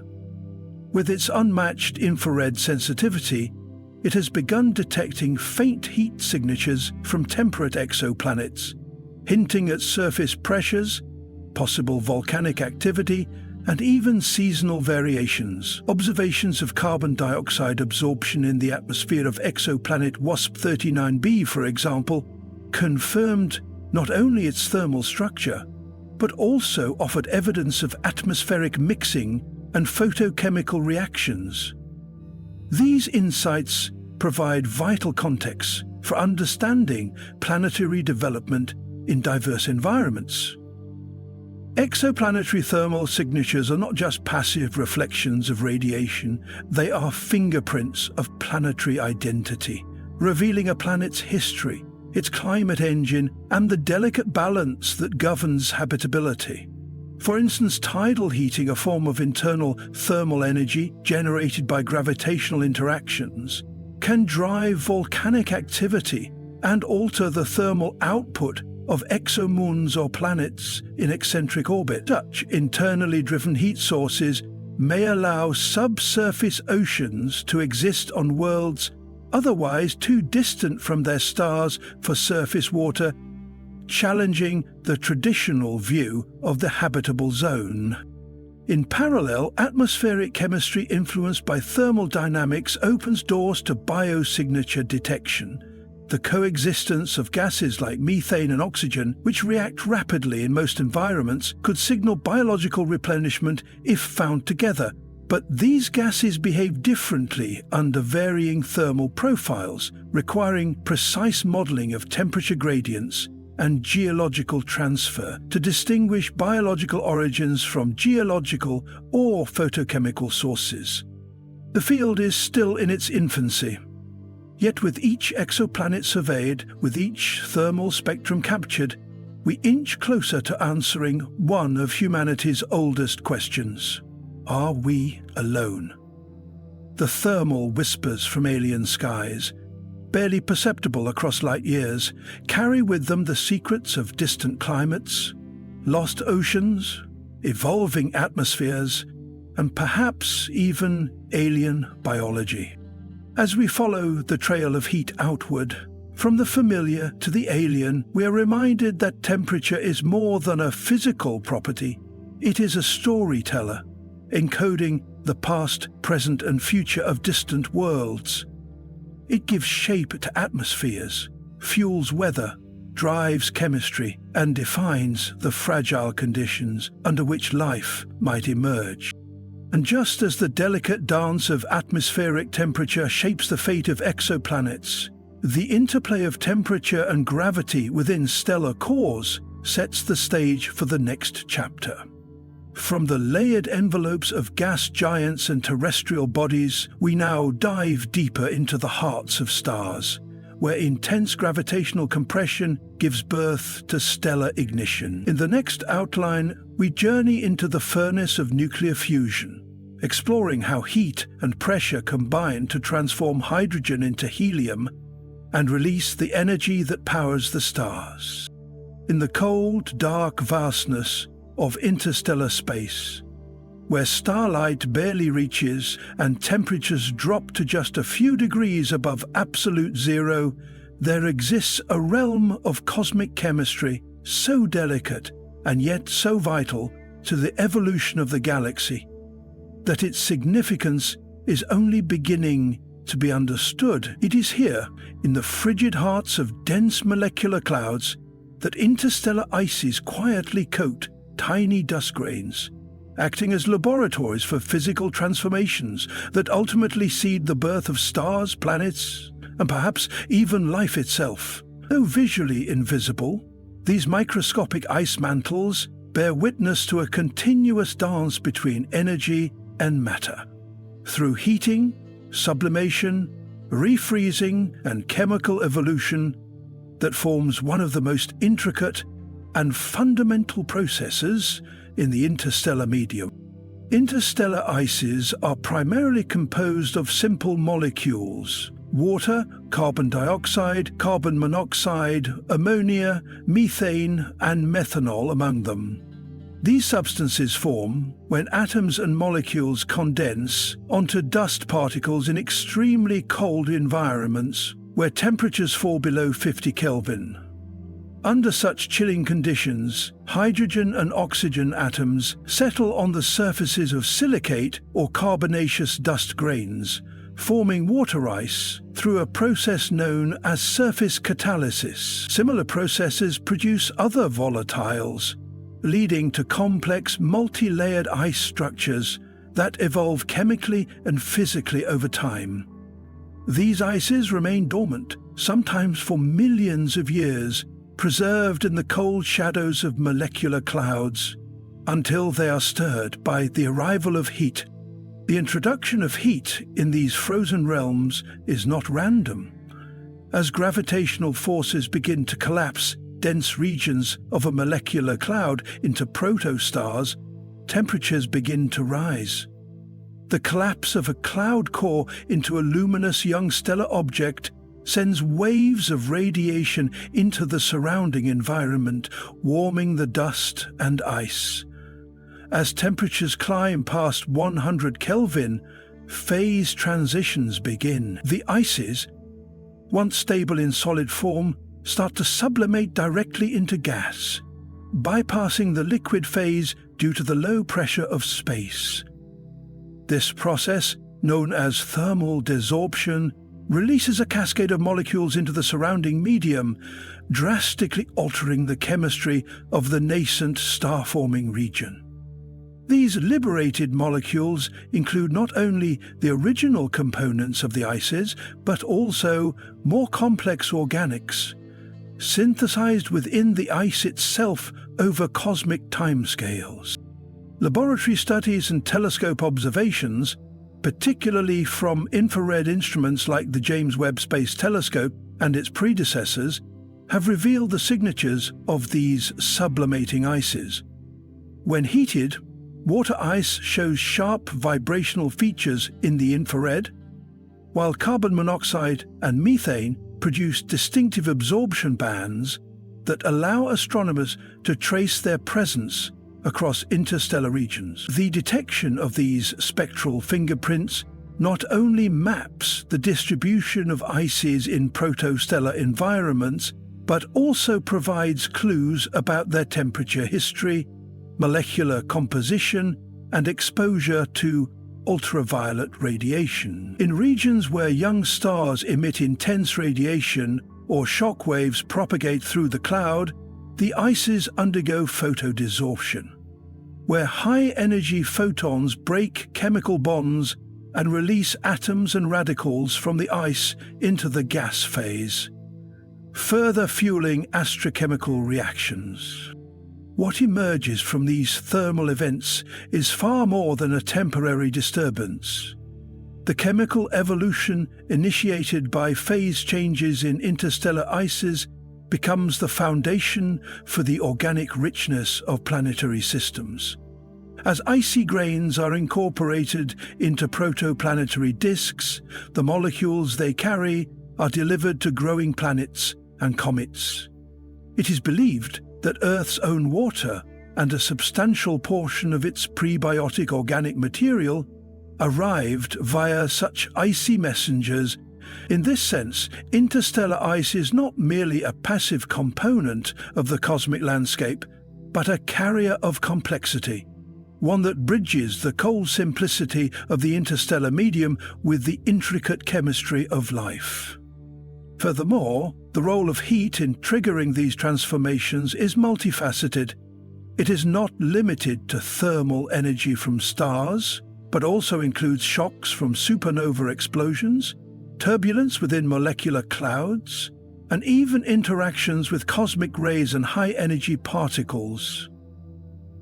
Each of these heat sources can induce specific phase changes and chemical pathways. For instance, cosmic rays can penetrate deep into dense clouds, depositing energy that allows radical chemistry to proceed even in shielded environments. As a result, interstellar ices exposed to a combination of low-level heat and radiation may host a kind of prebiotic chemistry that mimics the conditions of early Earth, long before planetary systems are even fully formed. In the broader galactic context, the phase behavior of ices also helps regulate the thermal balance of the interstellar medium. Sublimating ices release latent heat, warming nearby regions and altering local gas dynamics. At the same time, the deposition of ices on dust grains contributes to cooling by allowing infrared radiation to escape more efficiently. These processes influence cloud fragmentation, star formation efficiency, and the structure of molecular clouds on galactic scales. The delicate interplay between heating and cooling, freezing and sublimation, reveals that even the quietest corners of the universe are in a constant state of dynamic thermal evolution. The study of these icy transformations is still expanding. As observational tools grow more powerful and laboratory simulations become more precise, scientists are uncovering new molecular species hidden within the ice, including complex organics that hint at the seeds of biology. The boundary between chemistry and astrophysics continues to blur, offering a view of the cosmos not just as a physical mechanism, but as a thermally driven alchemical cauldron, where elements and energies converge. And so, from the invisible frost clinging to interstellar grains, we find a story of thermal metamorphosis, an account of how cold, quiet matter awakens under heat's influence and evolves into a source of chemical diversity across the galaxy. As these ices continue their transformation journey, they eventually become incorporated into larger celestial bodies and even star systems, thereby influencing the thermal behavior of entire galactic environments.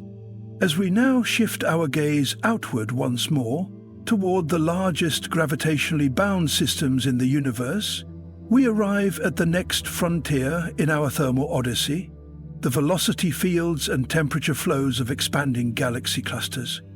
In these colossal arenas, heat and motion are not confined to tiny grains of ice, but span millions of light years, sculpting the dynamics of cosmic structure on the grandest scale. The role of temperature in shaping planetary habitability.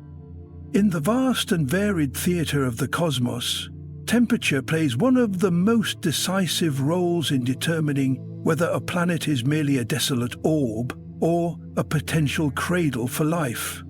More than distance from a star, more than the presence of water, or even atmospheric composition, temperature dictates the underlying physics and chemistry that drive habitability.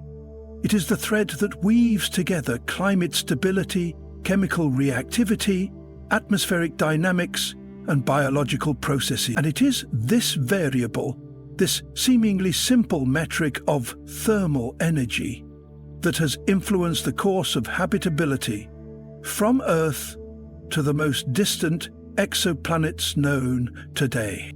The story of temperature and habitability begins with the fundamental principle of the habitable zone, often referred to as the Goldilocks zone, not too hot, not too cold, but just right for liquid water to exist on a planet's surface. This region around a star defines a rough corridor where thermal conditions allow for water to remain in its liquid phase, a condition most biologists agree is essential for life as we know it. But the habitable zone is not a fixed distance. Its boundaries shift based on the luminosity and age of the host star. For young, cooler stars like red dwarfs, the zone lies much closer. For massive, short-lived stars like blue giants, it drifts far out, though usually without remaining stable long enough for life to emerge. Even within this zone, temperature is not dictated solely by a planet's proximity to its star.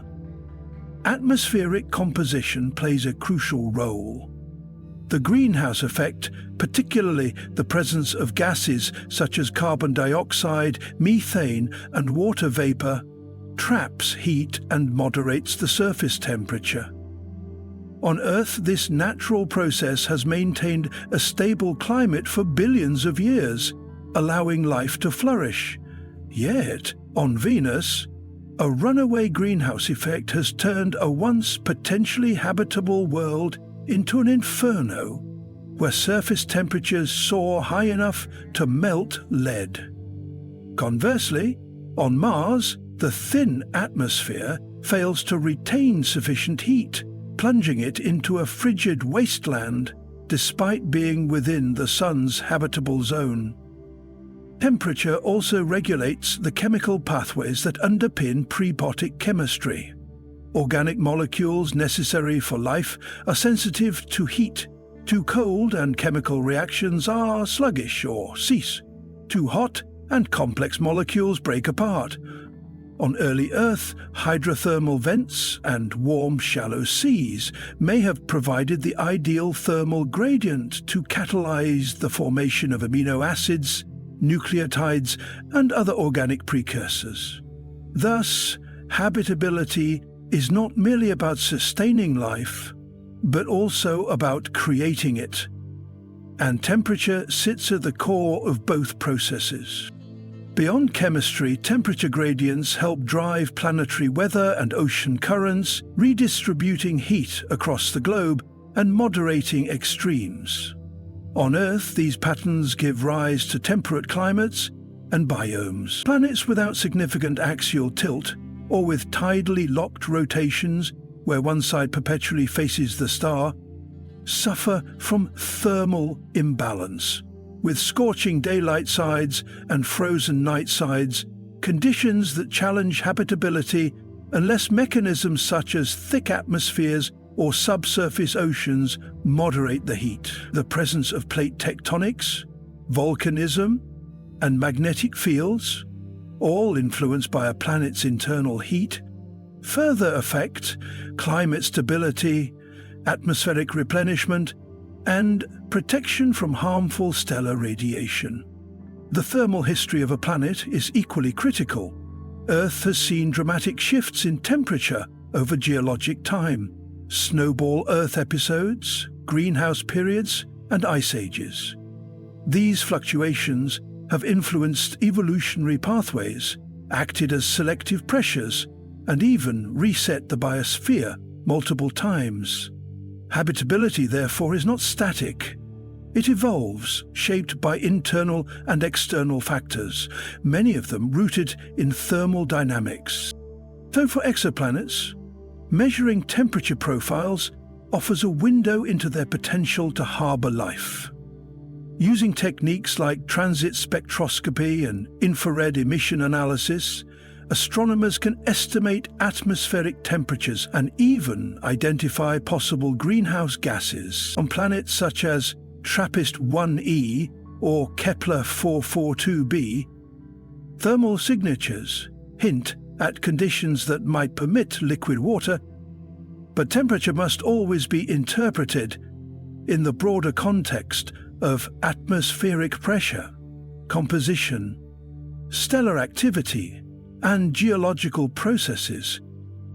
Temperature also shapes the longevity of habitability. A planet may only remain within the habitable zone for a limited window of time. Stars like our Sun brighten as they age, moving the habitable zone outward. Eventually, Earth will grow too hot to sustain life. Thus, for long-term habitability, a planet must either adapt or relocate. A notion that pushes the boundary of habitability from planetary physics into speculative astrophysics and interstellar engineering. Recent discoveries of subsurface oceans on moons like Europa and Enceladus further complicate the picture. These environments may harbor life beneath thick, icy shells, heated not by sunlight but by tidal friction and radioactive decay. Here, temperature no longer depends on distance from the Sun, but on internal energy, opening up a new class of potentially habitable worlds. Warm in the dark, alien yet promising. In essence, temperature is both gatekeeper and sculptor of planetary habitability. It decides not just if life can exist, but how it forms, evolves, and endures. As scientists peer deeper into the cosmos, characterizing the thermal environment of distant planets will remain a cornerstone of astrobiology, guiding the search for worlds like or unlike our own. And as we contemplate the subtle, complex interplay between thermal energy and biological potential, we are naturally led into the next arena of cosmic inquiry, where the very heat that nourishes life can also transform it, vaporize it, or preserve it in icy stillness for eons. It is within this paradox that we find our next question waiting. How do interstellar ices respond to the silent caress of heat? In the immense and ancient theatre of the cosmos, where stars collapse and galaxies collide, where heat and light define the birth and death of entire worlds, there exists a subtle yet profound force, the thermal gradient, a quiet architect in the vast blueprint of life's potential across the universe. From the cores of stars to the frigid boundaries of interstellar voids, temperature is not merely a measure of energy. It is a language spoken by atoms and molecules, a code etched into the very scaffolding of matter and time. And in this closing arc of our cosmic journey, we confront one of the most urgent and philosophical questions ever asked by our species. Where might life exist beyond Earth? And how does the universe's thermal structure guide that search? A thermal gradient is the variation of temperature across space, a shift from hotter to colder regions, whether over millimeters in a hydrothermal vent or across light years between stars. It is not a minor detail in planetary science or astrobiology. Rather, it is the essential condition for dynamic processes. Life, as we understand it, does not thrive in thermal equilibrium. It thrives in gradients, in the flows and exchanges of energy between warm and cold, between active and inert, between chaos and order. On Earth, this principle is foundational. Life began in places where temperature differences sparked chemical interactions, possibly near hydrothermal vents at the ocean floor, where hot, mineral-rich water met icy seawater, generating complex chemistry that would seed biological evolution. These same rules apply when we extend our gaze beyond our planet. Planets and moons do not merely need liquid water, stable atmospheres or magnetic shields. They need energy flows, and those flows are regulated by temperature differences. The more stable and long-lasting the gradient, the more likely it is to sustain biological complex. Moons such as Europa and Enceladus, buried beneath sheets of ice but believed to harbor subsurface oceans, draw attention not just for their water, but for the suspected heat emanating from their cores, creating gradients that could mimic Earth's deep-sea ecosystems. Similarly, exoplanets orbiting in the so-called Goldilocks zone, not just at the right distance from their stars, they also must support internal or atmospheric temperature differentials that allow for convection, weather, and ultimately, life-supporting chemical reactions. But understanding the role of thermal gradients in astrobiology requires deep dives into astrophysics, chemistry, and planetary geology. Stars radiate energy across a spectrum, and the absorption and distribution of this energy on orbiting bodies depends on a planet's atmosphere, rotation, tilt, and geological activity. A planet locked tidally, always showing the same face to its star, might still harbor life if the thermal gradient between its blistering dayside and frozen nightside drives powerful winds or ocean currents. In contrast, a world bathed in even heat, with no contrast, might stagnate in biological potential. Even more exotic are rogue planets, free-floating worlds not tethered to any star. At first glance they seem too cold and dark to support life, but if these worlds possess radioactive cores or ancient geothermal remnants, then gradients could form between a warm interior and a frozen surface, creating micro-environments that defy expectation. Life in such places would be stranger than fiction. Alien not only in biology, but in its thermal reality. The story of thermal gradients also intersects with our study of atmospheres and greenhouse effects. On Earth, the atmosphere traps solar energy, redistributes it, and maintains a gradient from equator to pole, driving wind, rain and climate.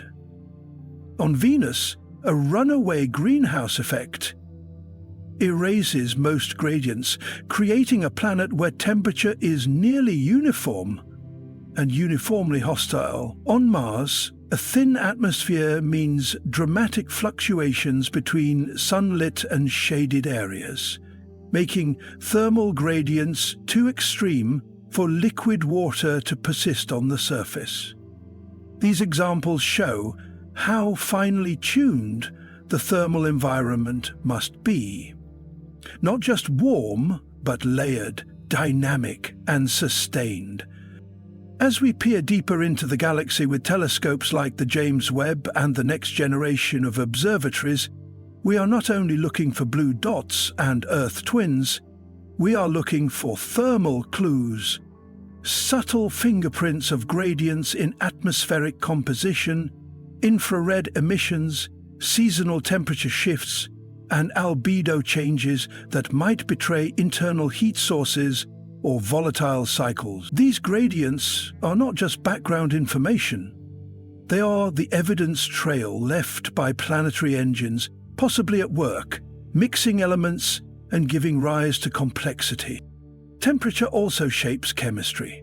In environments that are too cold, reactions happen slowly or not at all. In places too hot, molecules disintegrate before they can combine into anything useful. But in the right thermal window, at the right gradient, carbon can bond with hydrogen, oxygen with nitrogen, and organic molecules can evolve into biochemistry. It is here, in these thermally moderate zones, with active differentials, that the seeds of life may sprout. Just as mitochondria in Earth's cells use a proton gradient to produce energy, life elsewhere might rely on similar thermal mechanisms, adapted to alien chemistries and unknown solvents.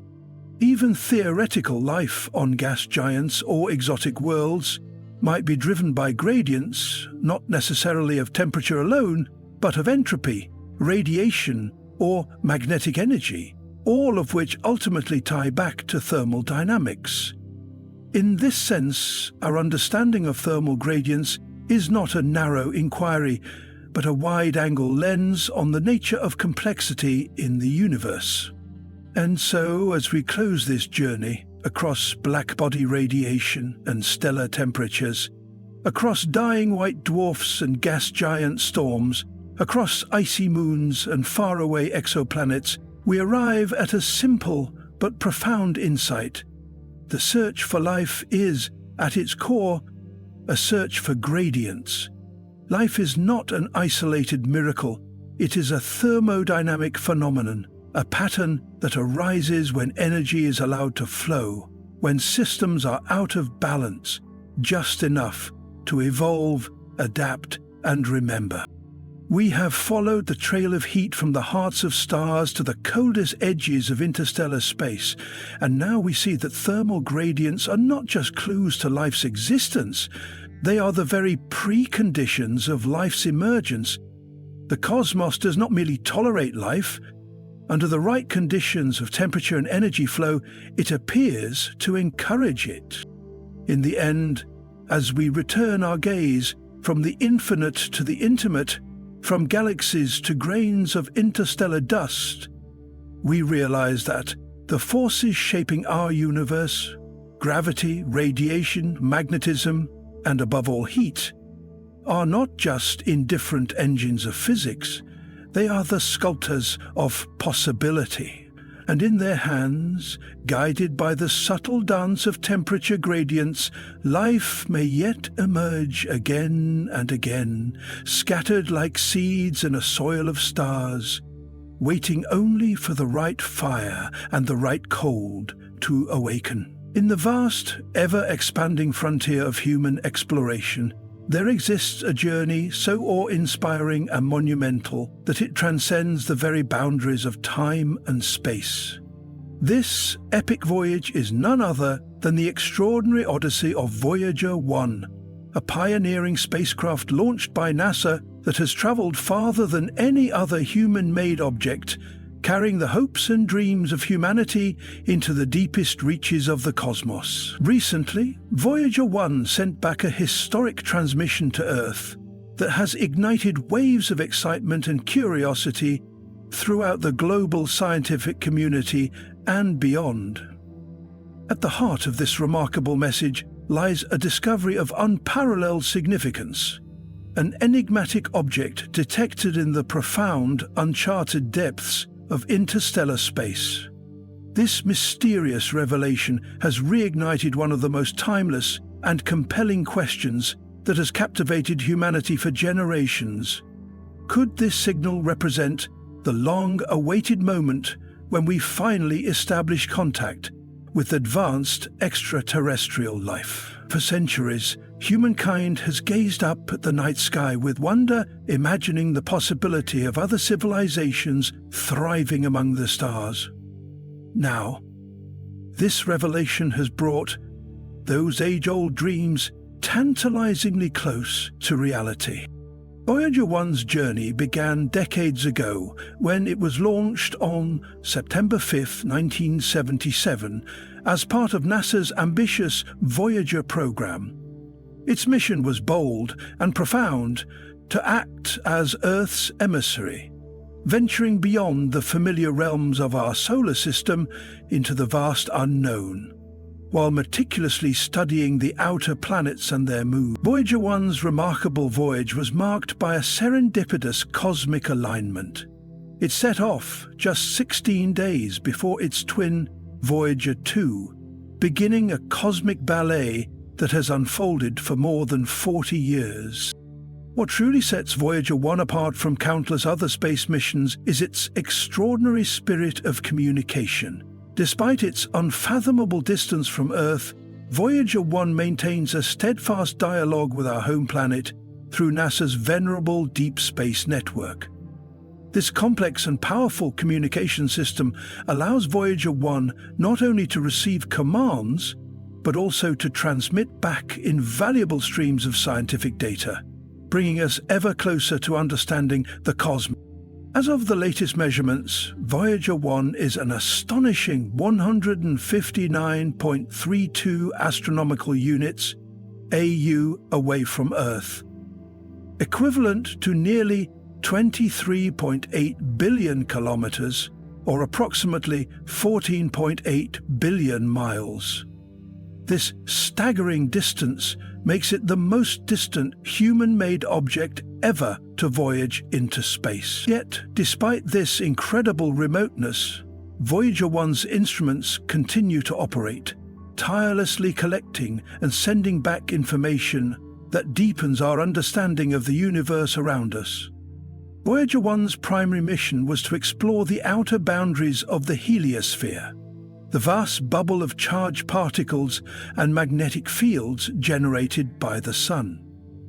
This outer boundary, called the heliopause, marks the frontier where the influence of our star gives way to the cosmic environment of interstellar space. Crossing this threshold in 2012, Voyager 1 became the first human-made object to enter the space between stars, beginning a new chapter in space exploration. What makes Voyager 1's mission truly remarkable is not only its groundbreaking discoveries, but also its extraordinary endurance. Originally designed to last only a few years, Voyager 1 has surpassed all expectations, continuing its interstellar journey for over 4 decades. Science equipment, Voyager 1 was built to be humanity's eyes and ears in the cosmos. These instruments have enabled the spacecraft to withstand the harsh and unforgiving conditions of deep space, while delivering an unprecedented wealth of knowledge about the outer solar system and beyond. Among Voyager 1's most celebrated achievements are its close flybys of 2 colossal gas giants, Jupiter and Saturn. In 1979, Voyager 1 made its first close approach to Jupiter, revealing breathtaking details about the planet's turbulent atmosphere, intricate ring system, and diverse moons. The spacecraft's instruments confirmed the existence of faint rings around Jupiter, previously only theorized, and uncovered previously unknown moons that added to our understanding of the planet's complex environment. A year later, in 1980, Voyager 1's encounter with Saturn provided equally stunning insights. It unveiled the intricate structure of Saturn's iconic rings, captured detailed images of its moons, and deepened our knowledge of the planet's magnetic field and atmosphere. These flybys not only revolutionized planetary science, but also inspired a new generation of explorers, scientists, and dreamers around the world. One of the most iconic moments in Voyager 1's journey came in 1990, when the spacecraft, prompted by the visionary astronomer Carl Sagan, turned its cameras back toward Earth and captured the now famous image known as the pale blue dot. In this extraordinary photograph, Earth appears as a tiny speck suspended in a vast cosmic ocean, a fragile and precious home floating in the immense void of space. This image remains a powerful symbol of humanity's shared vulnerability and interconnectedness. Over 4 decades ago, continues to inspire and challenge us, inviting us all to look up, wonder, and reach ever further into the vast expanse of the universe. Voyager 1 was designed to push the boundaries of human knowledge, traversing vast distances where no spacecraft had dared to go before. Equipped with a suite of sophisticated scientific instruments, it was tasked with studying the giant planets and their moons, capturing unprecedented data that would forever change our understanding of the solar system. What makes Voyager 1 truly extraordinary is not just its groundbreaking discoveries, but its resilience and longevity. Despite being launched over 4 decades ago, it continues to send invaluable information back to Earth, maintaining a lifeline of communication through NASA's Deep Space Network. This unwavering connection allows scientists to receive data from more than 14 billion miles away, a testament to human ingenuity and determination. As Voyager 1 journeys beyond the heliosphere, the protective bubble created by the Sun's solar wind, it enters interstellar space, a vast expanse filled with cosmic mysteries. Recently, a signal from Voyager 1 revealed the detection of an enigmatic object lurking in this farthest frontier. This revelation has sent shockwaves through the scientific community and reignited a question that has fascinated humanity for generations. Are we alone in the universe?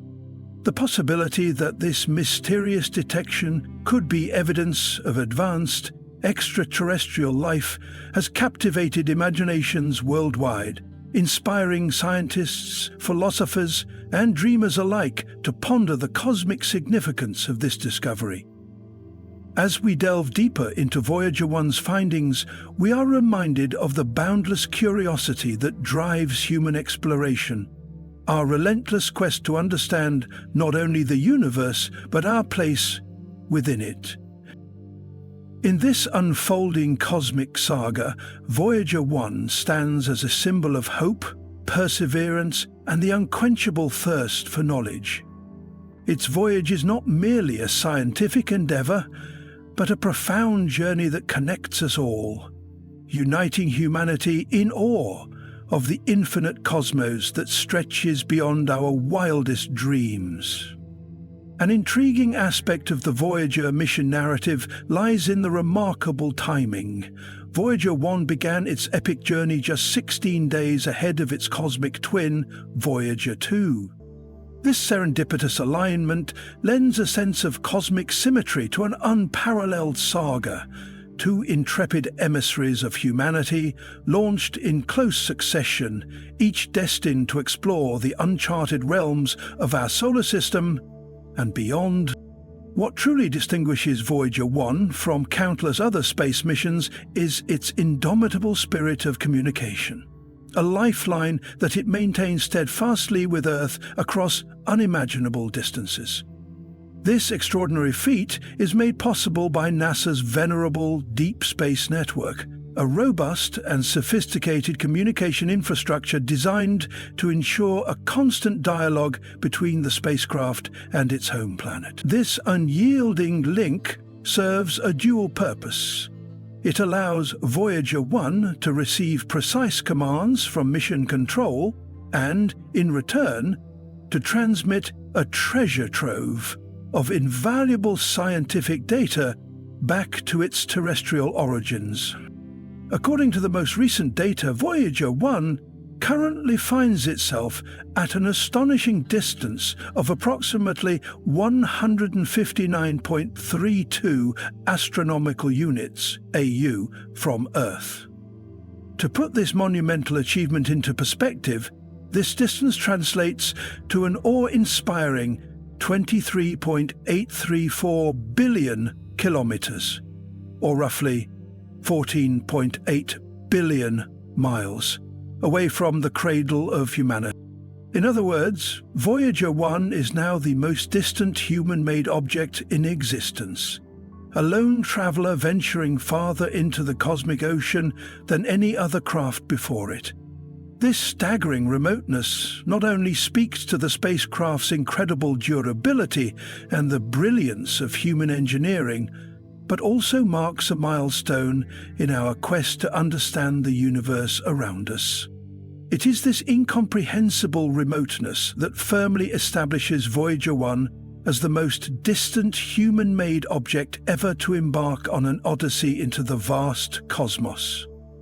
From the moment of its launch, Voyager 1's primary mission objective was clear and profoundly ambitious: to explore and meticulously scrutinize the boundaries of the outer heliosphere, a mysterious and barely understood region known as the heliopause. This invisible boundary marks the outermost layer of the Sun's influence, the final frontier where the solar wind meets the vast interstellar medium, enveloping our entire solar system in a protective bubble.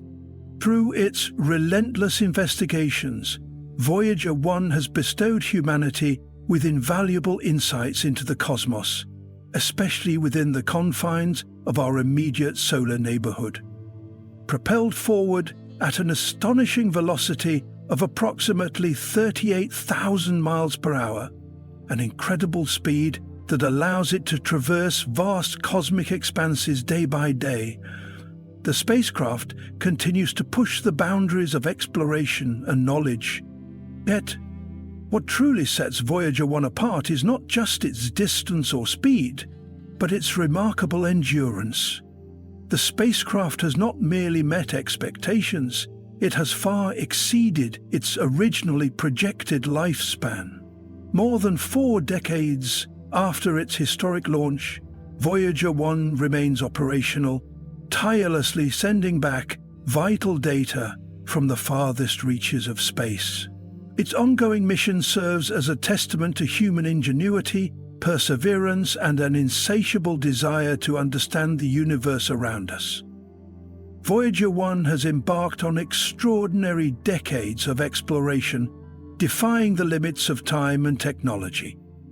Each passing day, this remarkable spacecraft dutifully records and transmits vital information about its celestial journey, offering humanity a continuous stream of priceless data from the edge of our solar system and beyond. Remarkably, Voyager 1 is expected to continue this awe-inspiring interstellar sojourn until at least the year 2025, a testament to its resilient propulsion systems and enduring power supply that have kept it operational far beyond initial expectations.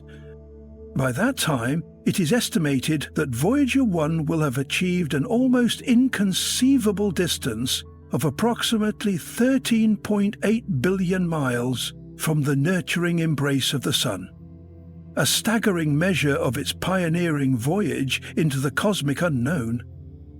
Accompanying Voyager 1 on this grand adventure is its celestial sibling, Voyager 2, both launched as part of NASA's legendary Voyager program. Together, they were equipped with a formidable array of 10 unique scientific instruments, each serving as sensory extensions of the spacecraft into the vast cosmos.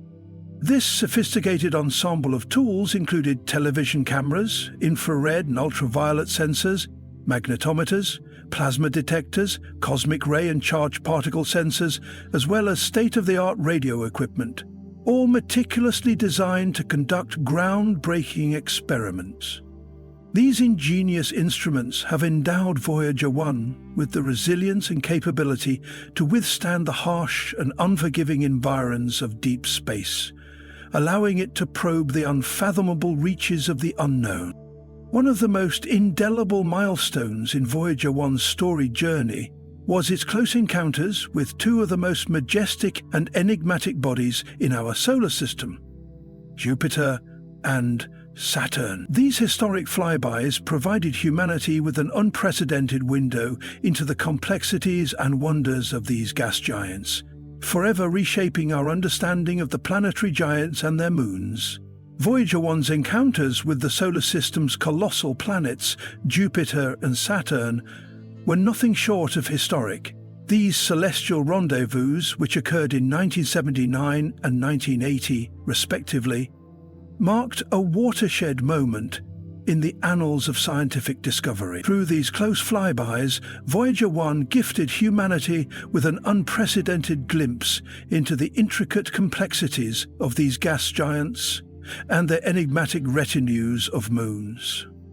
The spacecraft etched its name indelibly into history by uncovering previously unknown moons orbiting these planets, and by revealing the intricate and delicate ring structures that encircled both Jupiter and Saturn.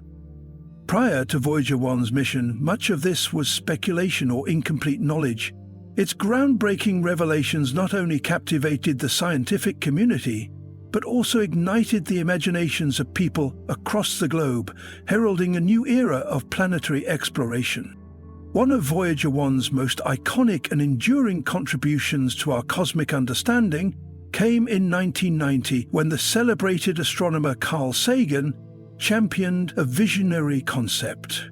He urged the spacecraft to pivot its cameras and direct its lens back towards Earth. This simple yet profound act resulted in the creation of the now famous image known as the pale blue dot. The resulting image, now deeply etched into the collective consciousness of humanity, depicts Earth as a minuscule pale blue dot suspended in the vast cosmic ocean. This poignant image serves as a humbling reminder of the fragility and interconnectedness of our planet, underscoring the imperative to cherish and protect our world. A message that continues to resonate powerfully with people around the globe. Voyager 1's epic journey through the cosmos led it to encounter two of the most enigmatic and majestic celestial bodies in our solar system, Jupiter and Saturn. These monumental encounters provided a treasure trove of scientific data and imagery, fundamentally reshaping our understanding of these gas giants. Jupiter, the largest planet in our solar system, beckoned Voyager 1 with its beguiling mysteries. In March 1979, the spacecraft conducted a close flyby of this colossal giant, granting humanity its first intimate glimpse of the planet's immense scale and complexity. As Voyager 1 ventured closer, it unveiled a tapestry of astounding discoveries. One of the most captivating being the confirmation of Jupiter's intricate ring system. Before Voyager 1's arrival, these faint rings were only a hypothesis, but the spacecraft's keen instruments provided definitive evidence of their existence. Composed of fine, dark particles, these delicate rings encircle Jupiter in an ethereal fashion. The images captured by Voyager 1 offered an entrancing perspective on this subtle feature, captivating the world with their delicate beauty and adding a new dimension to our cosmic knowledge. Another remarkable revelation from Voyager 1's encounter with Jupiter was the unveiling of intricate weather patterns and tempestuous storms on the gas giant's surface. Among these tempests, the most iconic was the Great Red Spot, a colossal storm that has raged for centuries. Voyager 1's imagery of this mammoth tempest not only illuminated the storm's complex structure and dynamic behavior, but also ignited the public's fascination with Jupiter's tumultuous atmosphere. Furthermore, Voyager 1's instruments detected Jupiter's powerful magnetosphere, a colossal magnetic field that dwarfs Earth's own magnetic envelope.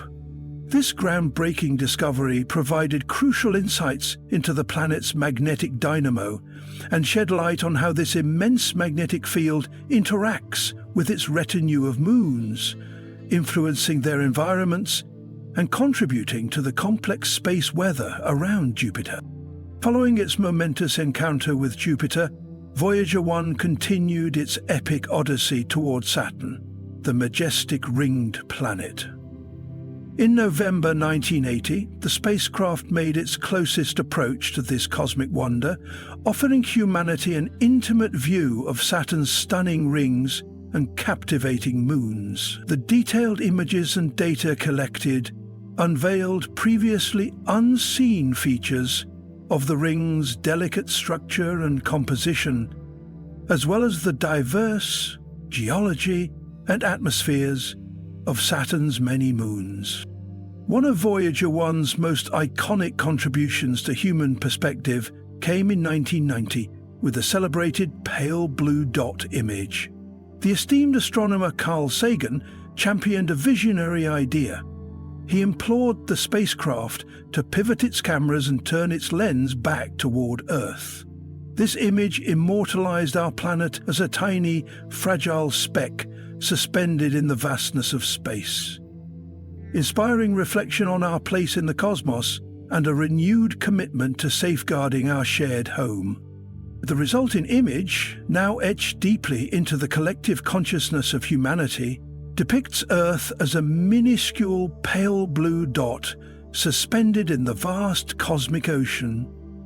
This poignant and humbling image serves as a powerful reminder of the fragility, vulnerability, and profound interconnectedness of our planet within the boundless expanse of the universe. It underscores the urgent imperative to cherish, protect, and preserve our delicate home, a message that continues to resonate with people from all corners of the globe, inspiring reflection on our shared responsibility to safeguard life on Earth.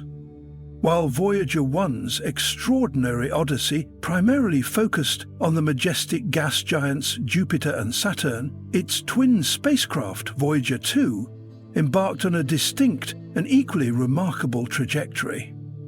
Voyager 2 was destined to explore the enigmatic ice giants of our solar system, Uranus and Neptune, planets shrouded in mystery and complexity, presenting a fresh array of cosmic enigmas for scientists and humanity to unravel. Uranus, the seventh planet from the Sun, is a celestial enigma for many reasons, not least of which is its extraordinary rotation. Unlike any other planet in our solar system, Uranus rotates on its side, with an axial tilt of approximately 98 degrees.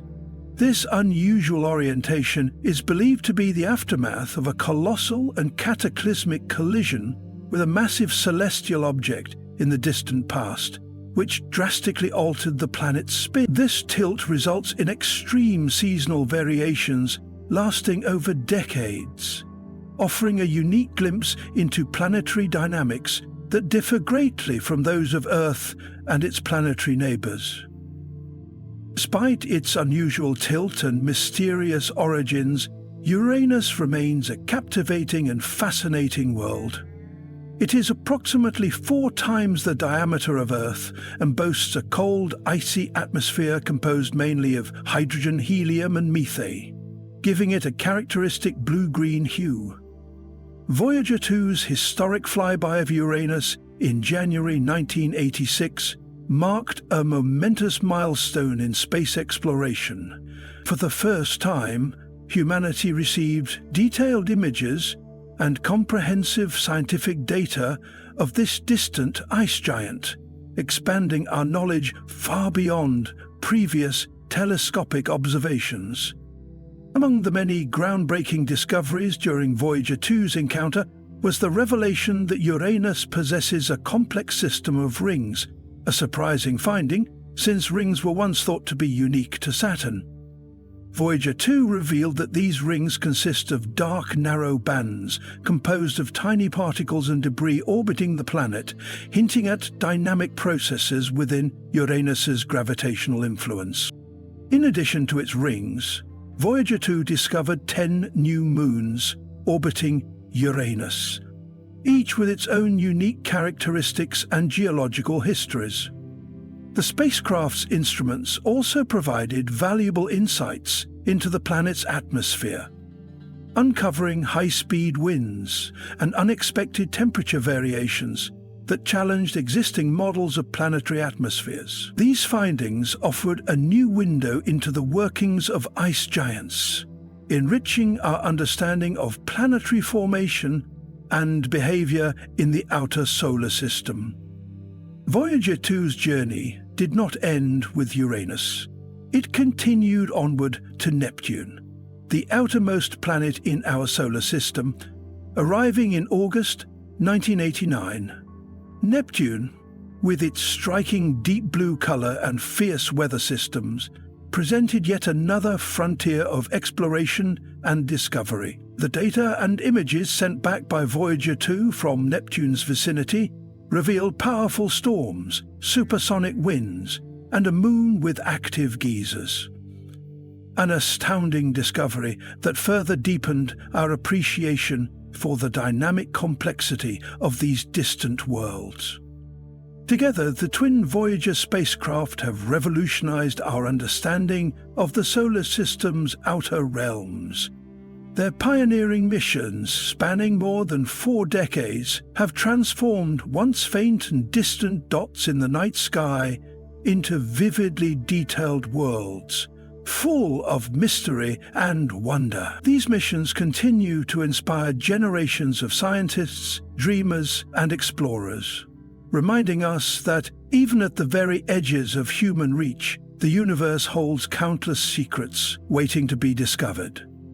Voyager 2 revealed a diverse and captivating retinue of moons orbiting Uranus, each possessing unique geological and atmospheric features. Among these, moons like Miranda, Ariel, and Titania stood out, showcasing dramatic landscapes marked by massive canyons, unusual fault lines, and evidence of past geologic activity. These discoveries significantly enriched humanity's understanding of Uranus, shedding light on the complex interactions between the planet and its satellites, and deepening the intrigue surrounding this enigmatic, sideways rotating giant. Voyager 2's interstellar voyage did not end at Uranus. It pressed onward, journeying even farther to reach Neptune, the 8th and most distant known planet from the Sun. Neptune, with its frigid temperatures and vibrant azure hue, remains a haunting symbol of the solar system's outer frontier. This distinct blue coloration is due to the high concentration of methane in its atmosphere, which absorbs red light and reflects the blue. In August 1989, Voyager 2 conducted a historic flyby of Neptune, marking the first, and so far only, close encounter with this distant world.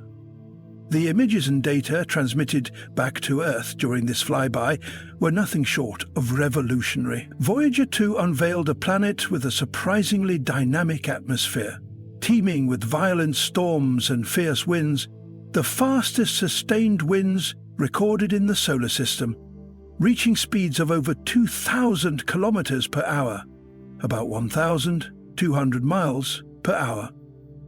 Among Neptune's most notable atmospheric features was the discovery of the Great Dark Spot, a colossal storm system reminiscent of Jupiter's famous Great Red Spot.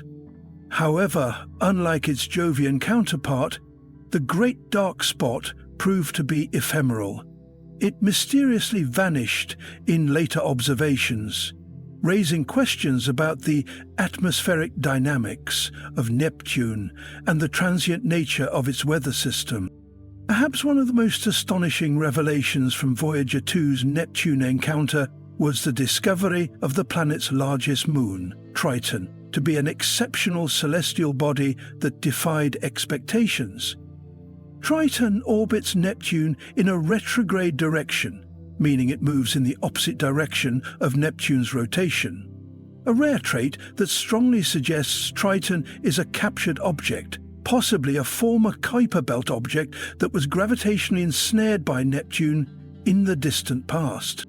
Triton's surface was revealed to be a frozen yet geologically active world, exhibiting nitrogen geysers erupting from beneath its icy crust, a phenomenon never before observed on a celestial body so distant from the Sun. This cryovolcanic activity indicated that Triton, despite its remoteness and frigid temperatures, harbors internal heat and dynamic processes beneath its surface. Voyager 2's images showed a landscape marked by frozen plains, ridges, and sparsely cratered terrain, suggesting a young and possibly evolving surface. These groundbreaking discoveries at Neptune and Triton not only captivated the global scientific community, but also sparked the imaginations of people around the world. The Voyager 2 mission demonstrated the boundless potential of human curiosity and ingenuity, reminding us that even the most remote and mysterious corners of our solar system can be brought into the realm of human understanding. Voyager 2's historic flybys of Uranus and Neptune marked the end of humanity's first grand tour of the outer planets.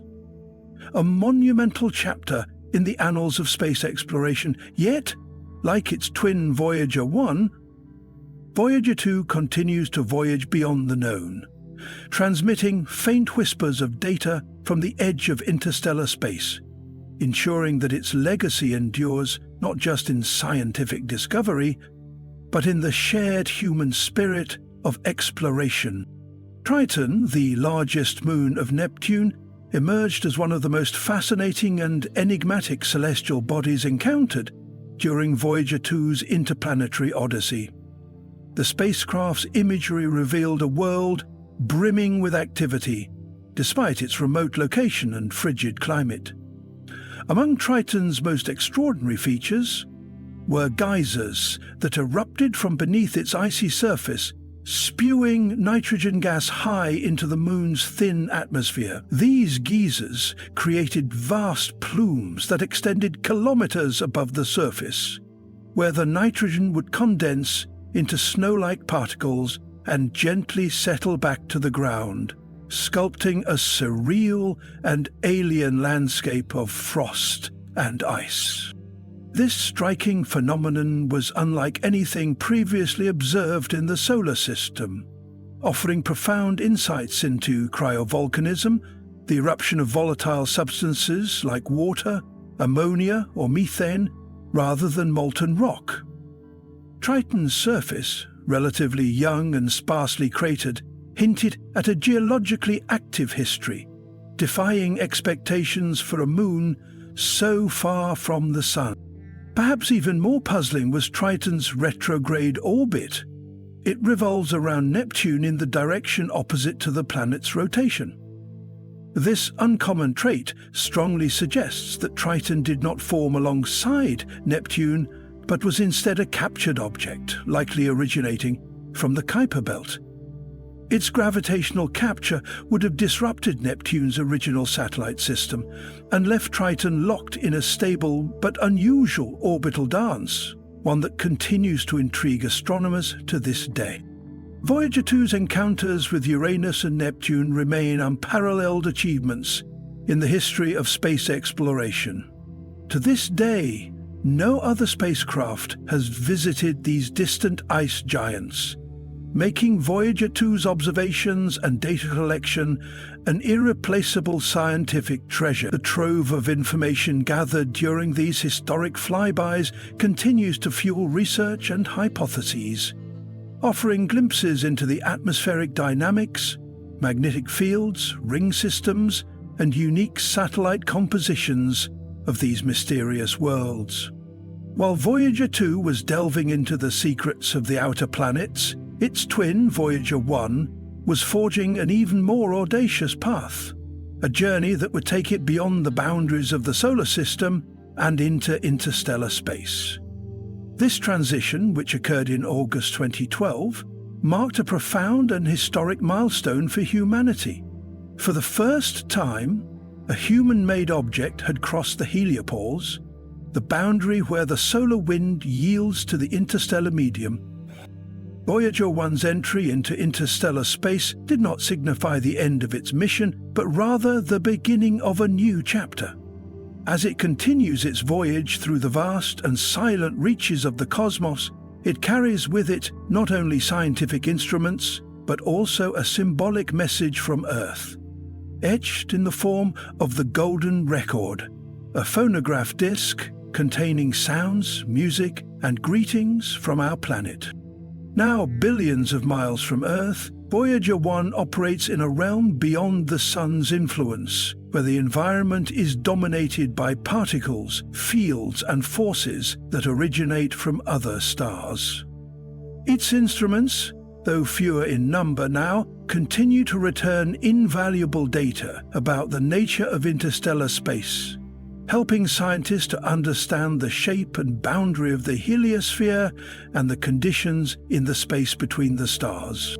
The enduring journey of the Voyager spacecraft, Voyager 1, venturing outward into the galaxy, and Voyager 2, providing the only close-up views of Uranus and Neptune, remains one of the most ambitious and successful missions in the history of space science. They have not only expanded the boundaries of human knowledge, but have also inspired generations to look upward and dream of what lies beyond, gathered groundbreaking data that challenged earlier assumptions and reshaped our understanding of this mysterious frontier. Rather than a simple comet-like structure with a long tail trailing away from the Sun, Voyager 1's measurements suggested that the heliopause is more complex, possibly a distorted bubble-like shape influenced by both the solar wind from within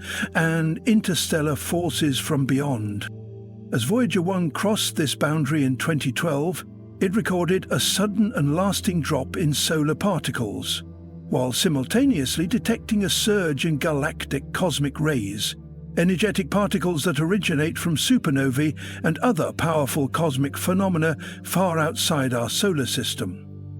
This was the smoking gun, clear empirical evidence that the spacecraft had exited the heliosphere and entered the vast ocean of interstellar space.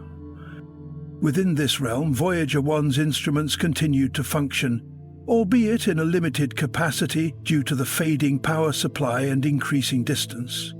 Even so, its plasma wave subsystem detected a persistent background hum, long, low-frequency vibrations in the plasma of interstellar space.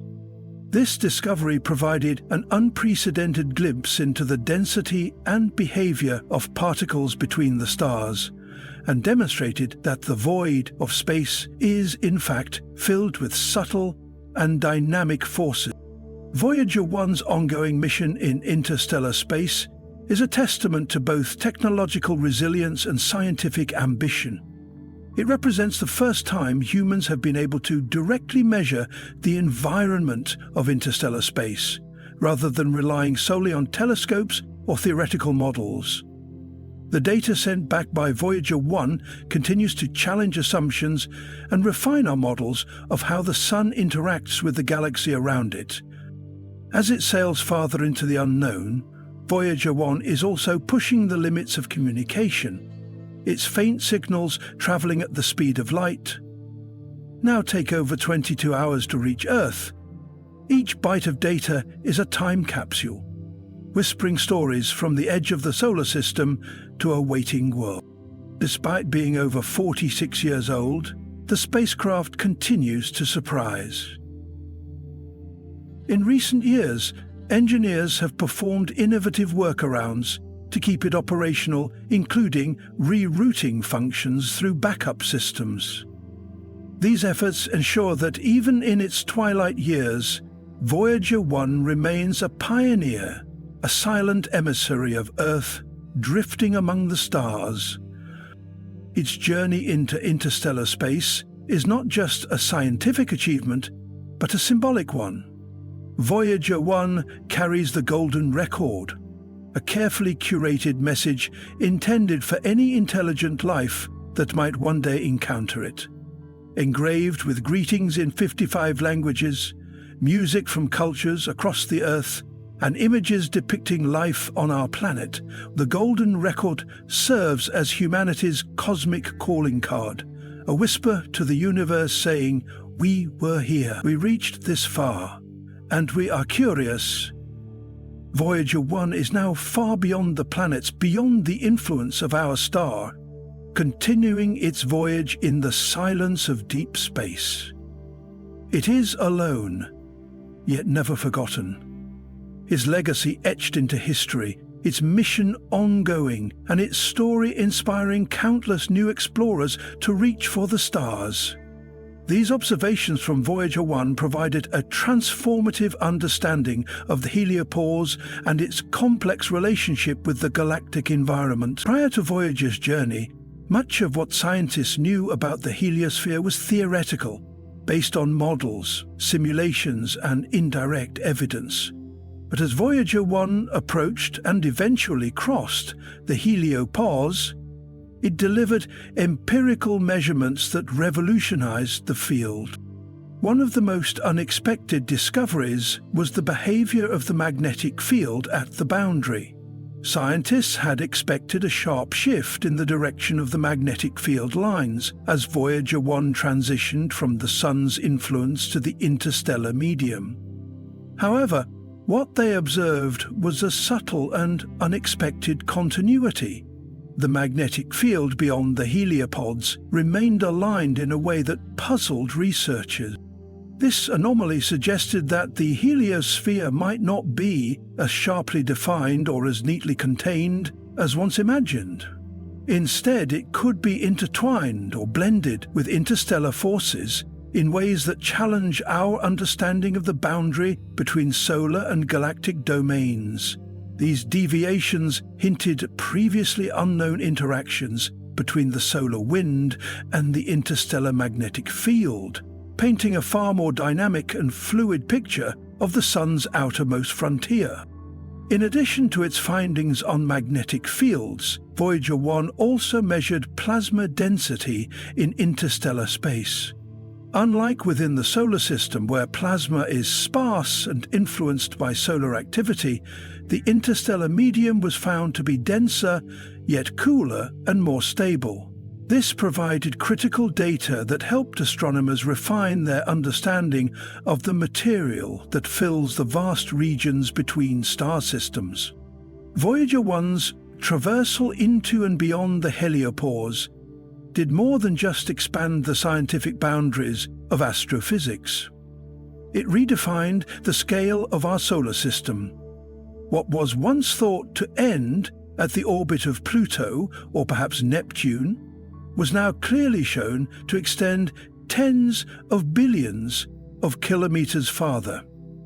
Enveloped in a vast and shifting magnetic bubble, these findings are not merely academic.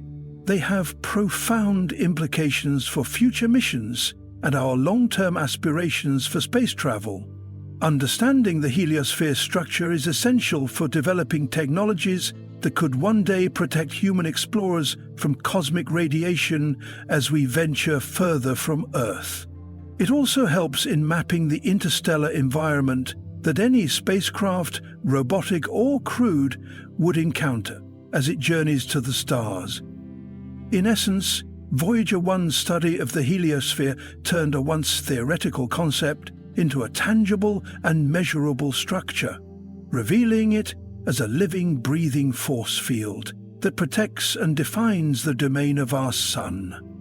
And while many questions remain about its shape, its interaction with the galaxy, and how it evolves over time, Voyager 1 laid the first real footprints on this invisible frontier. It's a testament to human curiosity and engineering that a spacecraft launched in 1977 continues to inform us decades later about regions of space we had never directly touched before. The mission of Voyager 1 not only broadened our understanding of the heliosphere, but also reminded us that exploration, no matter how distant or difficult, brings us closer to the truth of our place in the cosmos. These contrasting environments encountered by Voyager 1 and Voyager 2 as they crossed the heliopause added profound depth to our understanding of interstellar space. Although both spacecraft pierced the boundary that separates the Sun's protective bubble from the galaxy beyond, the variations in local space weather, magnetic field intensity, and particle density between their paths suggested that interstellar space is not uniform. It is a complex and evolving landscape, shaped by both local and galactic forces. Voyager 2's instruments, still fully operational at the time of its heliopause crossing, recorded direct plasma measurements, something Voyager 1 could not do initially due to a malfunction in its plasma instrument. This allowed Voyager 2 to directly confirm the dramatic rise in plasma density beyond the heliopause, complementing the data Voyager 1 had previously inferred using its cosmic ray and magnetic sensors. This corroboration between two different observational methods provided compelling evidence for a denser interstellar medium just outside our solar system. Moreover, the turbulence Voyager 2 encountered, manifested as fluctuating magnetic fields and wave-like plasma interactions, indicated a more chaotic boundary layer. Scientists hypothesize that this may be due to differences in solar wind pressure or local interstellar cloud structures that distort the heliosphere's edge. In contrast, Voyager 1's path appeared to be through a calmer, more sensitive this frontier is to cosmic condition. Together, these findings from both spacecraft are enabling scientists to create the first three-dimensional models of the heliosphere's outer boundary, which help illustrate its shape, behavior, and interaction with the galaxy. These models are crucial not only for understanding our own solar environment, but also for contextualizing the protective magnetic bubbles that might surround other stars, possibly shielding exoplanets from harmful radiation and influencing their potential to host life. In essence, Voyager 1 and Voyager 2, though launched within weeks of each other, have become dual ambassadors to the galaxy, each offering a distinctive lens on the final frontier of our solar system. Their separate experiences highlight that the edge of our solar system is not a fixed wall, but a living, breathing boundary, shaped by the solar wind's strength, the interstellar medium's density, and galactic magnetic fields that we are only beginning to understand. As Voyager 2 continues its journey through this turbulent interstellar zone, it adds more layers to the grand narrative begun by its twin. Together, they are charting a realm never before visited by humankind, and in doing so, they remind us that even at the edges of our influence, human curiosity and ingenuity still thrive. Reaching out into the unknown, guided by the faint whispers of data traveling billions of kilometers back to Earth, journey marks both a triumph of engineering and a poignant reminder of the finite nature of even our most enduring creations. Now, well over 46 years since its launch, Voyager 1 continues to drift deeper into the uncharted sea of interstellar space, carrying with it the legacy of Earth's first true attempt to reach beyond the confines of the Sun's domain. Yet, as the spacecraft travels ever farther, it faces increasing challenges. Its power supply, generated by radioisotope thermoelectric generators, RTGs, is gradually weakening. As of now, NASA engineers have been shutting down non-essential systems to conserve energy and extend the mission's lifespan. Sometime in the late 2020s or early 2030s, Voyager 1 will likely go silent, as its power becomes insufficient to sustain even the low-energy communications that still reach Earth today. Despite this inevitable silence, the spacecraft will not stop traveling.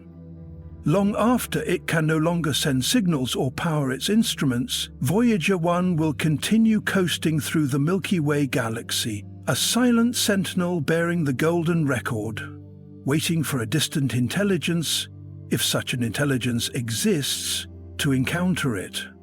This golden record, painstakingly curated by a team led by Carl Sagan, includes readings in 55 languages, music from a wide range of cultures and eras, from Bach and Beethoven to traditional songs from Japan, Senegal, and Peru. Images depicting life on Earth, human anatomy, architecture, DNA structures, and the planet's ecosystems. Sounds of Earth, including the laughter of a child, the roar of the ocean, thunder, and the chirping of birds. These records serve as a kind of cosmic message in a bottle, not with the hope of rescue, but as a declaration: we were here. We reached for the stars. We tried to understand the universe and ourselves. In this way, Voyager 1 and Voyager 2 have transcended their original scientific missions. They have become monuments of human creativity and persistence, testaments to a civilization that dared to send its voice into the dark with no guarantee of reply. They represent an act of faith in the future, a belief that knowledge, wonder, and the desire to explore are enduring parts of what it means to be human. As we gaze toward the heavens, tracking the faint signals from these emissaries, we are reminded that our reach has already extended beyond the solar system, and that even in the cold emptiness of space, our story continues. The Voyager mission teaches us that the journey itself, filled with discovery, wonder, and enduring hope, is as important as the destination. Voyager 1's incredible journey has reignited the world's fascination with this fearless spacecraft after more than 4 decades of exploration. Voyager 1 has traveled far beyond our solar system, venturing deep into interstellar space. It has crossed the heliopause, the boundary where the sun's influence fades, and now drifts through a vast, uncharted region of the galaxy. In August 2022, Voyager 1 sent a mysterious message back to Earth, one that captured the imagination of scientists and space fans everywhere. Amid streams of data and telemetry, researchers detected a strange anomaly, an object of unknown origin and makeup. Tentatively named the Cosmic Enigma, this object is unlike anything ever encountered in the history of space exploration. What makes the Cosmic Enigma so puzzling? It emits faint, irregular signals that don't match any known natural celestial phenomena. Even more intriguing, its path through space seems deliberate, as if it's following a specific course through the cosmos. This discovery raises deep and fascinating questions. Where did this object come from? Who or what created it? And what might its intentions be? Scientists and astronomers around the world have been meticulously analyzing the data sent by Voyager 1, determined to unlock the secrets of the mysterious cosmic enigma. Could this baffling object be a remnant of an advanced extraterrestrial civilization, or perhaps a probe launched from a distant corner of the galaxy? Alternatively, might it be an entirely new and unknown cosmic phenomenon? The discovery has ignited a wave of speculation and debate, bringing together experts from diverse fields who are collaborating to unravel the enigma's true nature. One leading theory suggests that the cosmic enigma could be an ancient relic from a long-lost civilization, a probe dispatched eons ago, its original mission veiled in the mists of time. Whether its purpose was scientific, exploratory, or something beyond our imagination remains an intriguing mystery. On the other hand, some scientists propose that this object might be a natural celestial phenomenon, with properties that challenge our current understanding of astrophysics. This possibility reminds us of the universe's immense complexity and the vast diversity of cosmic phenomena still waiting to be discovered. It highlights how much we have yet to learn and how little of the universe's secrets we have uncovered. The detection of the cosmic enigma underscores the critical importance of continued space exploration. It calls for humanity to push further into the cosmos, to embrace the unknown, and to expand our cosmic reach. The universe is a vast, mysterious frontier, filled with wonders and enigmas that inspire awe and curiosity. As Voyager 1 continues its solitary voyage through interstellar space, carrying with it the mystery of the cosmic enigma, humanity stands on the brink of new discovery. This spacecraft has become Earth's ambassador to the stars, a shining symbol of our insatiable curiosity and unyielding desire to explore. Voyager 1's odyssey, spanning over 4 decades, has fundamentally reshaped our understanding of the universe. It continues to inspire generations of scientists, dreamers, and stargazers alike. As we ponder the mysteries of the cosmic enigma and the endless possibilities it represents, we are reminded that the cosmos is a vast, wondrous, and ever-evolving realm. Each new discovery brings us closer to answering one of humanity's most profound questions. Are we alone in the universe? With its indomitable spirit and enduring mission, Voyager 1 carries our hopes and dreams as it forges onward into the cosmic unknown.